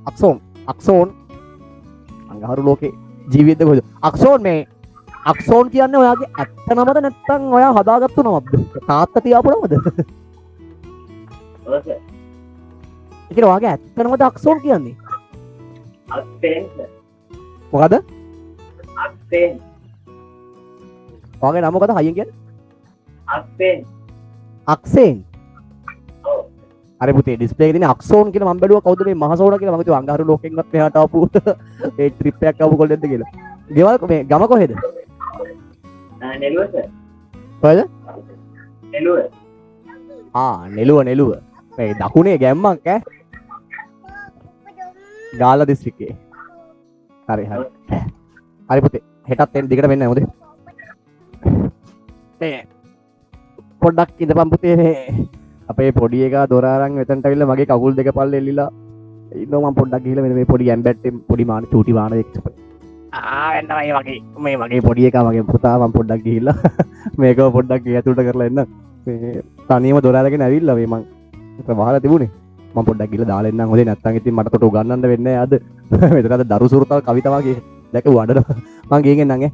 පොඩ්ඩක් විනාඩි තප්පරයක් ඉන්න.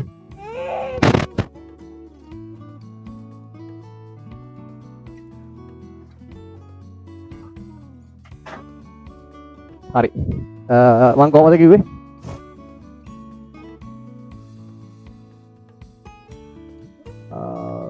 කවිද කියන්නේ මම මොකද කිව්වේ නෝට් එක කොහොමද කිව්වේ? අවිදි. එක්තැන් සමයේ යන පදයේ එක අස්ථාන සාමයේ යන වාක්‍යයෙන් කැඩී ආ වචනයකි. ඉන් රාජ්‍ය සභාවේ එකගත්වය යන අර්ථය දෙයි. ඉන් රාජ්‍ය සභාවේ එකගත්වය යන අදහස ගෙන දෙයි.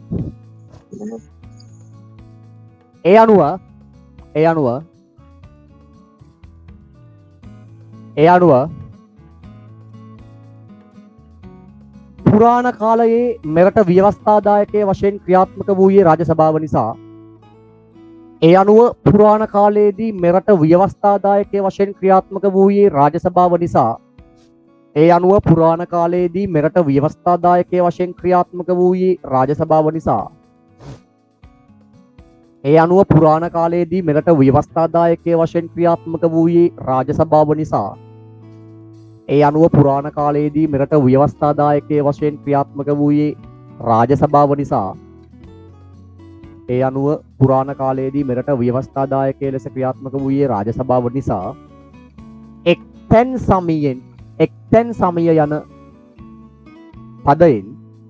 එක්තැන් සමය යන පදයෙන්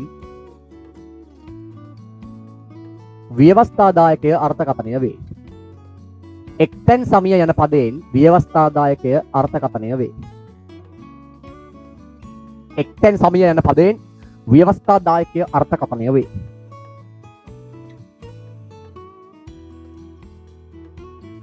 හරි බබෝ. එක මිෂන් එකක් ඉවරයි. Mission number 2. රතු පෑනෙන් ඊළඟ තර ලකුණ. රතු පෑනෙන් ඊළඟ තර ලකුණ. කෙරෙලෑගම ප්‍රදේශයේ සෙල්ලිපිය. කෙරෙලෑගම ප්‍රදේශයේ සෙල්ලිපිය. දැන් ඔයාට තේරෙනවද මේ අච්චි පොතට වඩා අපේ සටහන් පොත පොඩ්ඩක් පිළිවෙලක් තියෙනවා කියලා දැන් ඔයාට එහෙමද තේරෙන්නේ නැද්ද දැන්? අච්චි පොත කියනට වඩා දැන් මේ සටහන් පොත කියන එකේ පොඩි ගැම්මක් තියෙන පොඩි පිළිවෙලක් තියෙන පොඩි එනවා. හරි ඕකේ. දෙකටම ඇවිල්ලා සටහන් පොතේ පිළිවෙලක් හදන් දෙකටම පාඩම් කරලා ජයක් ලබන්න හොඳේ. රයිට් කෙරෙලෑගම ප්‍රදේශයේ සෙල්ලිපිය. ලියා නිල් පැඩේ මේ විදියට. නිල් පැණි ලියන මේ විදියට අනුරාධපුර දිස්ත්‍රික්කයේ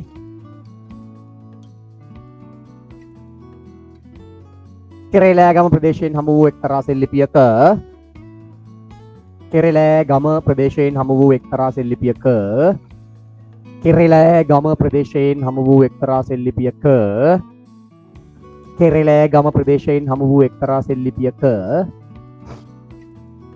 අනුරාධපුර දිස්ත්‍රික්කයේ කෙරෙලෑගම ප්‍රදේශයෙන් හමු වූ එක්තරා සෙල්ලිපියක එම ප්‍රදේශයේ පිහිටි මහින්දාරාමය එම ප්‍රදේශයේ පිහිටි මහින්දාරාමය එම ප්‍රදේශයේ පිහිටි මහින්දාරාමය එම ප්‍රදේශයේ පිහිටි මහින්දාරාමය නම් විහාරයට ඉඩමක් පූජා කළ බව විස්තරයක් ලියා තිබේ. සාදුකාරයක් දෙන්න පින්වතුනි. මහින්දාරාමයේ නම් විහාරයට ඉඩමක් පූජා කළ බව විස්තරයක් ලියා තිබේ පින්වතුනි. සාදුකාරයක් දෙන්න. මහින්දාරාමේ නම් විහාරයට සමහර සාදුකාරයෙක් කියනවනේ ඔය පාර. එම ප්‍රදේශයේ පිහිටි මහින්දාරාමේ නම් විහාරයට ඉඩමක් පූජා කළ බව විස්තරයක් ලියා තිබේ.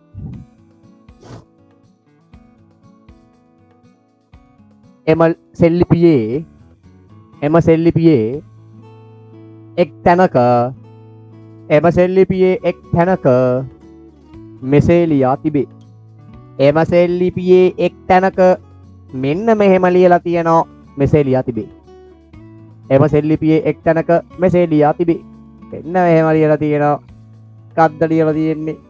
අලු පෑනෙන් ලියපන් උපුටා ගැනීම දාලා සබායෙන් ආ මැනින්ගමු උදහි ඉසා නික වැඩි සෙනු ඉසා ඇහුන් නැත්තම් 44 වෙනි පිටේ පල්ලෙහාම රුල දිනෝ ඒක කොපි කරලා ඔතනින් පේස්ට් කරන්න.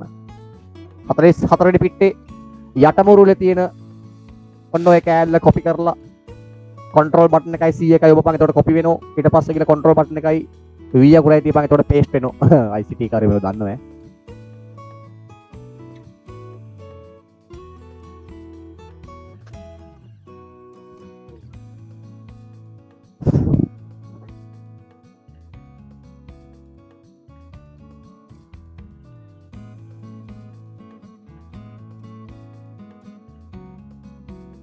හරිද? උපුටා ගැනීම අවසන්. දැන් රූලකට අරින්න අරපම් පුතේ රූලකට නිල් පැනෙල් ලියපම් මෙන්න මේව. නිල් පැනෙල් ලියන්න පුතේ නිල් පැනෙල්. මෙහි අර්ථය වන්නේ සභාවෙන්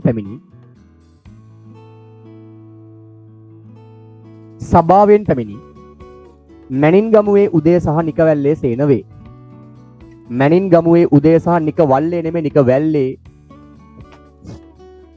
මෙහි අර්ථය වන්නේ සභාවෙන් පැමිණි මැනින්ගමුවේ උදය සහ නිකවැල්ලේ සේන වේ.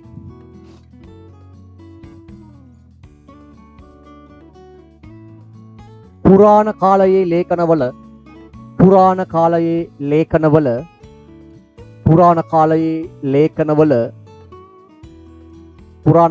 ලේඛනවල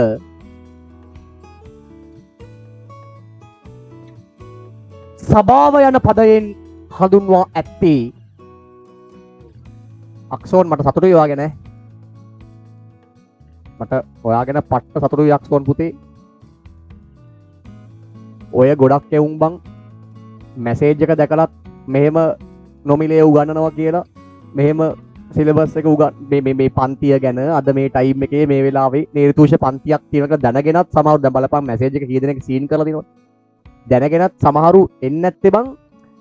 ඒ කියන්නේ උන්ට මේ ඕනේ ඔන්ලයින් මැරීගෙන ගුරුවරු බං මේ නිකන් ඉගැන්නුවත් උන්ට ඕනේ තව මේ ක්ලාස් එකට ගිහිල්ලා පොඩ්ඩක් දන්නේ නැද්ද එදාට තමයි ඉතින් කෑල්ලගේ මූණ දකින්නත් පුළුවන් නේද තුෂ.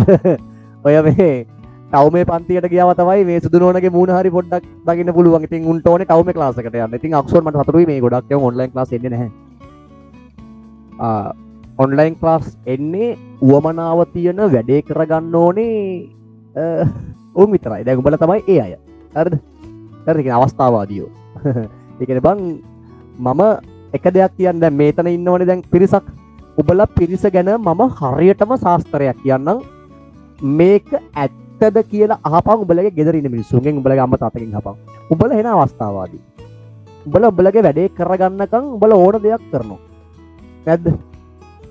මේ චතුරිකා ලක්මාලි දැන් මේ හරිය මේ වෙලාවේ මෙතන ඉන්න සේරම අය එන අවස්ථාවාදීෝ. ඒ කියන්නේ උඹලගේ වැඩේ කරගන්නකම් උඹලා හරිය. දැන් උඹලා මෙතනට ඇවිල්ලා ඉන්නේ උඹලට අවශ්‍ය වැඩක් කරගන්න. හරිද? මට සතුටුයි උඹලා ගැන. මෙහෙම දෙයක් තියෙනවා කියලා දැනදැනත් මැසේජ් එක බලලත් එන්නේ නැති උන් දන්නේ මේ පන්තිය ගැන. ඉතින් පුතේ මේ උඹලා දෙකටම වරෙන් උඹලා යාළුවන්ට කියපන්. කියලත් උට එන්න බැරි නම් ඒක උගේ කරුමනේ.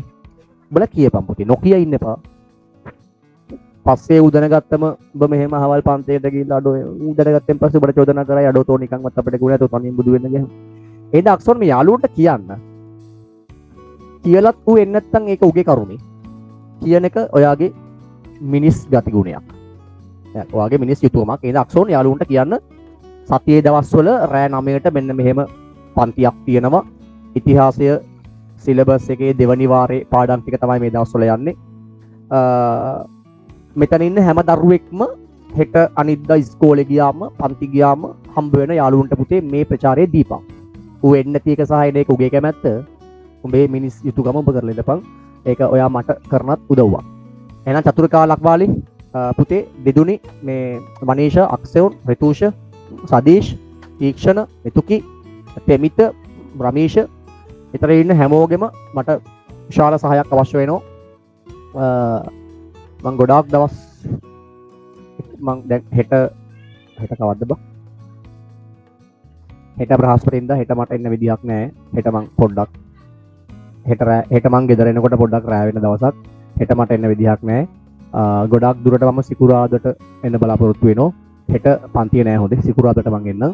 ආයේ සෙන්සුරාදිරිද නැහැ. සෙන්සුරාදිරිද හොල්ලන්නවත් බැරි දවස් දෙකක්. ආයේ මං එන්නේ සිකුරාදා හොඳේ. ඔන්න එන මතක තියාගෙන ආයි මං එන්නේ සිකුරාදා. අපි මේ ටික ලියාගෙන අපි අද වැඩ කොටස ඉවර කරමු. ලියා ගන්න. අපි අන්තිමට කොහොමද නැවතුනේ?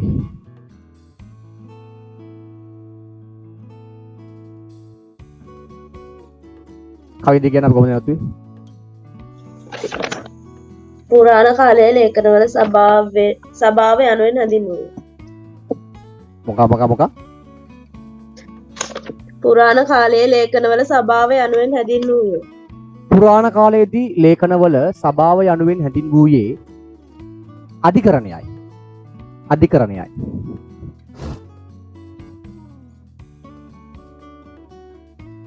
එම නිසා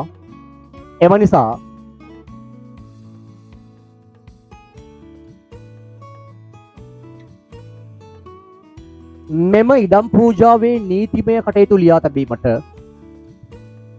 මෙම ඉඩම් පූජාවේ නීතිමය කටයුතු ලියා තැබීමට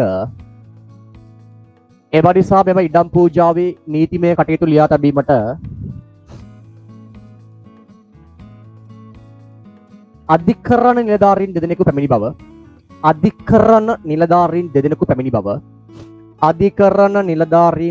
පැමිණි බව මෙහි සඳහන් වේ. අධිකරණ නිලධාරීන් දෙදෙනෙකු පැමිණි බව මෙහි සඳහන් වේ.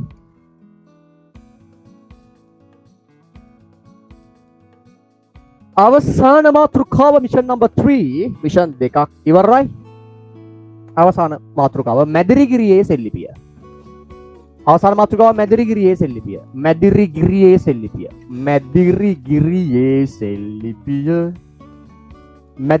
සෙල්ලිපිය මට කියපන් පුතේ කෑ ගහලා මේ දෙක අනුරාධපුර දිස්ත්‍රික්කයේ සෙල්ලිපි දෙකක්. මේ මැදිරිගිරිය මොන දිස්ත්‍රික්කේද? පොළොන්නරුව දිස්ත්‍රික්කයේ. ලියන්න නිල්පැණි මේ විදිහට පොළොන්නරුව දිස්ත්‍රික්කයේ පිහිටි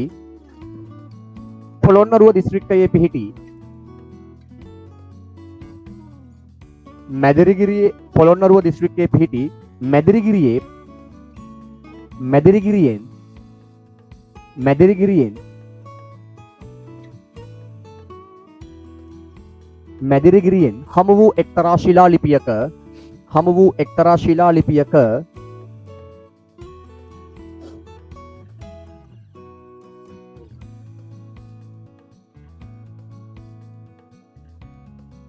රතුපෑණෙන් දෙවන සේන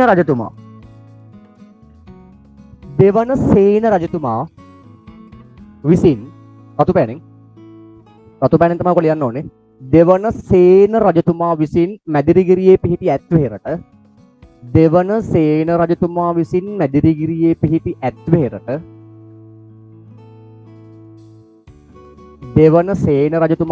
මැදිරිගිරියේ පිහිටි ඇත්වෙහෙරට වැසිකිළියක් පූජා කළ බව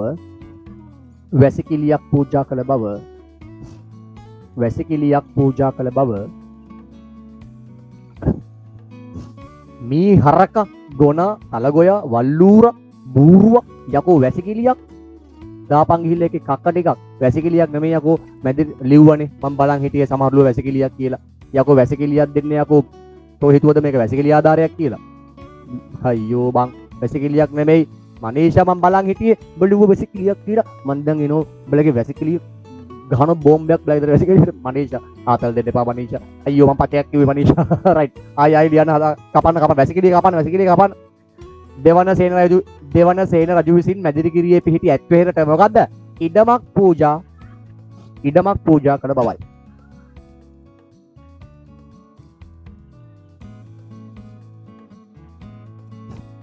කළ බව සඳහන් වේ හොඳේ ඉඩමක් පූජා කළ බව සඳහන් වේ මැදිරිගිරියේ පිහිටි ඇත්වෙහෙරට ඉඩමක් පූජා කළ බව සඳහන් වේ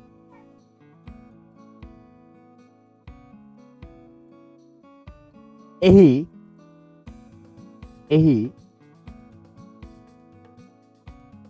එම ඉඩම් පූජෝත්සවයට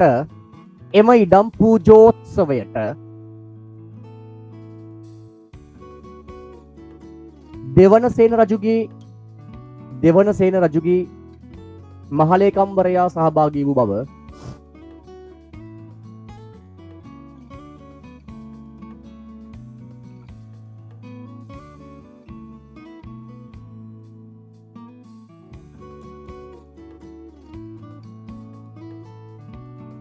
සඳහන් වේ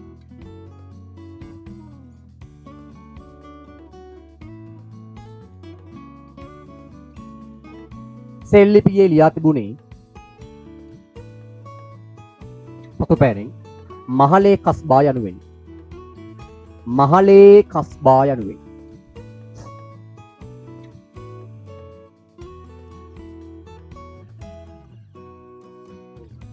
පොතපෑනෙන් හොඳේ මහලේ කස්බා යනුවෙන් මහලේ කස්බා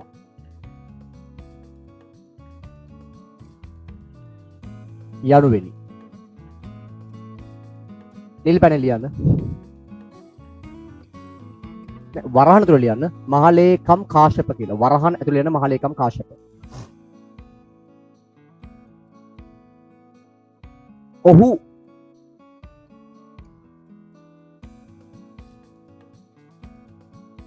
මෙම ඉඩම් පූජාවේ නීතිමය කටයුතු ලියා තැබීමට පැමිණි නිසා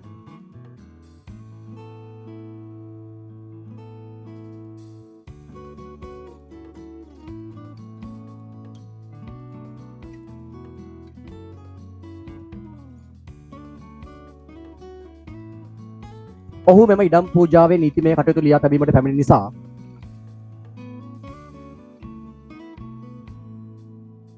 අධිකරණය නියෝජනය කරනු ලබයි.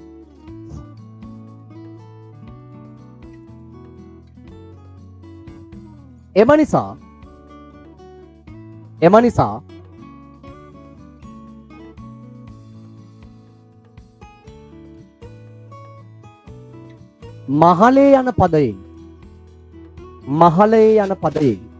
මහලේ යන පදයෙන් අධිකරණය අදහස් කරයි. අධිකරණය සංකේතවත් කරයි. එම නිසා මහලේ යන පදයෙන් අධිකරණය සංකේතවත් කරයි. එහෙනම් දයාබර හිතවතුනි රූලක් ඇරලා මේ මාතෘකා තුනම ඒ කියන්නේ මෙන්න මේ ප්‍රධාන මාතෘකාව. පන්තිය ඉවර කරන්න හදන්නේ. හතර බලා ගන්නවා මේක දිහා. යන්න එපා. අවසානයේ ලියුවේ නැහැ තාම. මේ තියෙන්නේ අපේ පළවෙනි කරුණ.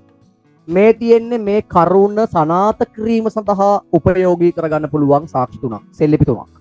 එහෙනම් ඔයාට මේක විස්තර කරන්න මේ සාක්ෂි මතක තියෙන්න ඕනේ. මේ සෙල්ලිපි මතක නැත්නම් මේ ප්‍රශ්න විභාගයට ආවොත් ඔයාට කියලා වෙනෝ S50 අපිට. මේ තියෙන්නේ විභාගයට එන රචනා ප්‍රශ්නයක්. මෙන්න රචනා ප්‍රශ්නේ. පුරාණ කාලයේදී මෙරට පැරණි පාලන ක්‍රමය තුල ව්‍යවස්ථාදායකය, විධායකය, අධිකරණ යන දේශපාලන ආයතන ක්‍රියාත්මක වූ බව සෙල්ලිපි තුනක් මගින් සනාථ කර පෙන්වන්න. සෙල්ලිපි තුනක් මගින් පැහැදිලි කරන්න. මේ තියෙන්නේ මේ ප්‍රශ්නේ සනාථ කරන්න පුළුවන් සෙල්ලිපි තුනක්. මේ සෙල්ලිපි තුනවා දන්නේ නැත්නම් මේ සෙල්ලිපි තුනේ තියෙන විස්තරව දන්නේ නැත්නම් වට මතක නැත්නම් ඔයාට මේ ප්‍රශ්නෙට කිසිම දෙයක් ලියන්න බෑ. කොහෙත්ම ලියන්න බෑ. ඒ නිසා මිත්‍රවරුනි ඔයා මතක තියාගන්න ඉතිහාසය විෂයේ රචනා ප්‍රශ්න පත්‍ර වලට පිළිතුරු ලිවීම සිංහල විෂයේ විචාරයක් හා සමාන වේ. ඔයා මේ වෙනකොට සිංහල විෂය විචාර ලියන්න පටන් අරන් තියෙන්න ඕනේ. සිංහල විචාර ලිවීමේදී අහන විචාරය සනාත කිරීමට අවශ්‍ය ඒ පාඩමට අදාළ ඒ උපුටා ගැනීම ඔයා පෙන්වන්න ඕනේ. ඒ නිසා රිතුෂ මතක තියාගන්න. සිංහල විචාරයයි ඉතිහාසයේ ප්‍රශ්න පත්‍රයේ රචනා ප්‍රශ්න ලිවීමයි අතර ලොකු සමානාත්මතාවයක් තිබේ. ඒ බලන්න විචාරයක් විදියට හිතන්න. ශ්‍රී ලංකාවේ පුරාණ පාලන ක්‍රමය තුල ව්‍යවස්ථාදායකීය විධායකීය අධිකරණ යන ආයතන ක්‍රියාත්මක වී තිබූ ආකාරය තිබූ බව සෙල්ලිපි තුනක් මගින් සනාථ කර පෙන්නන්න. මෙන්න ඔයා ලියන්න ඕන සෙල්ලිපි තුන. එහෙනම් මගේ දයාබර මිත්‍රවරුනි අපි එක රචනා ප්‍රශ්නයක් එක ලක්ෂණයක් සම්පූර්ණයෙන් කතා කරලා අවසන්. එහෙනම් අපි මේක අවසන් කරමු රූලක් කරමු. ඉහත සඳහන් සෙල්ලිපි වලින් පැහැදිලි වන්නේ ලියත් ඉහත සඳහන් සෙල්ලිපි වලින් සනාථ වන්නේ ඉහත සඳහන් සෙල්ලිපි වලින් සනාථ වන්නේ ඉහත සඳහන් සෙල්ලිපි වලින් සනාථ වන්නේ මෙරට පැරණි පාලන ක්‍රමය තුල මෙරට පැරණි පාලන ක්‍රමය තුල මෙරට පැරණි පාලන ක්‍රමය තුල මෙරට පැරණි පාලන ක්‍රමය තුල ව්‍යවස්ථාදායකය විධායකය හා අධිකරණය ව්‍යවස්ථාදායකය විධායකය හා අධිකරණය යන ව්‍යවස්ථාදායකය විධායකය අධිකරණය යන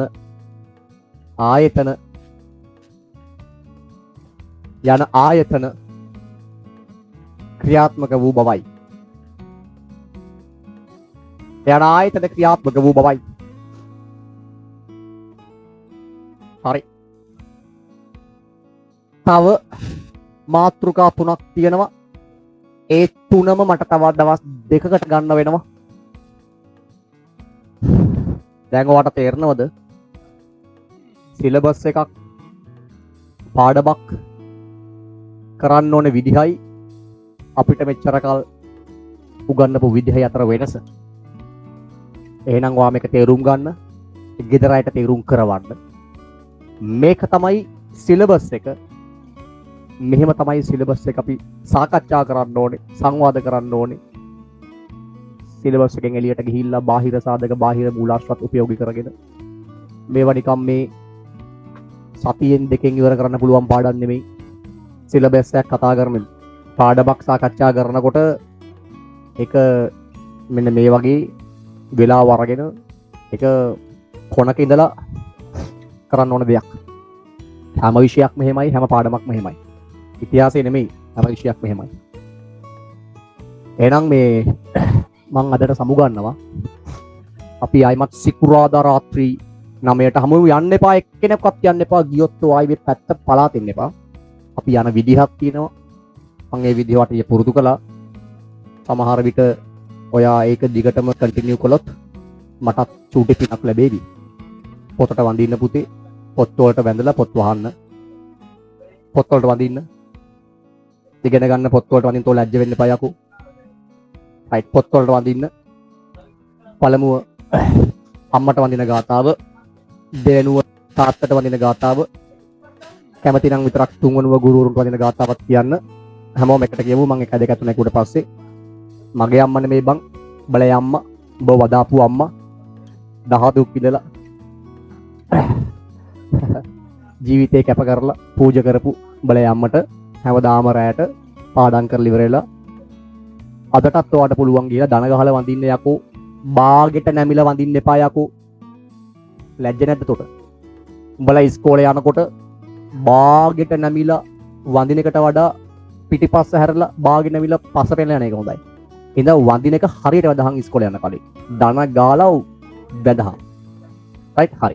එහෙනම් පුතේ හැමදාම රැයට ඔයාගේ වැඩ, ඔයාගේ රාජකාරි ඉවර කරලා ඒ මිනිස්සයා ගාවට ගිහිල්ලා වැඳලා බුදිය ගනින්. තෝ කොච්චර උස් මහත් වුණත්, තෝ ගස් කොළන් වලට වඩා උස ගියත්, තෝ කොච්චර පොරක් වුණත් ඒ තමයි තෝගේ අම්මා. හරිද? තෝ කොච්චර පොරක් වුණත් ඒ තමයි ඔබේ අම්මා සහ තාත්තා. එහෙනම් පුතේ ලැජ්ජ වෙන්න එපා. හරිද? හරි. එහෙනම් එක අම්මට වදින ගාතාව, දෙක තාත්තට වදින ගාතාව. රයිට්, පටන් ගන්න. හරි. සිකුරාදරයට හම්බ වෙමු. අවසරයි කියලා යන්න මගේ කැදැල්ලෙන් ඔබේ කැදැල්ලට. ලබන සිකුරාදා එයත් එක්ක ඔයත් එන්න. අපේ යාළුවෝ හොඳේ. යාළුවොත් එක්ක එන්න සෙට් එකත් එක්ක එන්න. බුදු සරණයි, දේ පිහිටයි, ජේසු පිහිටයි. සුබ රාත්‍රියක් හැමෝටම ජය වේවා. බයි. මං ගියා. Good night.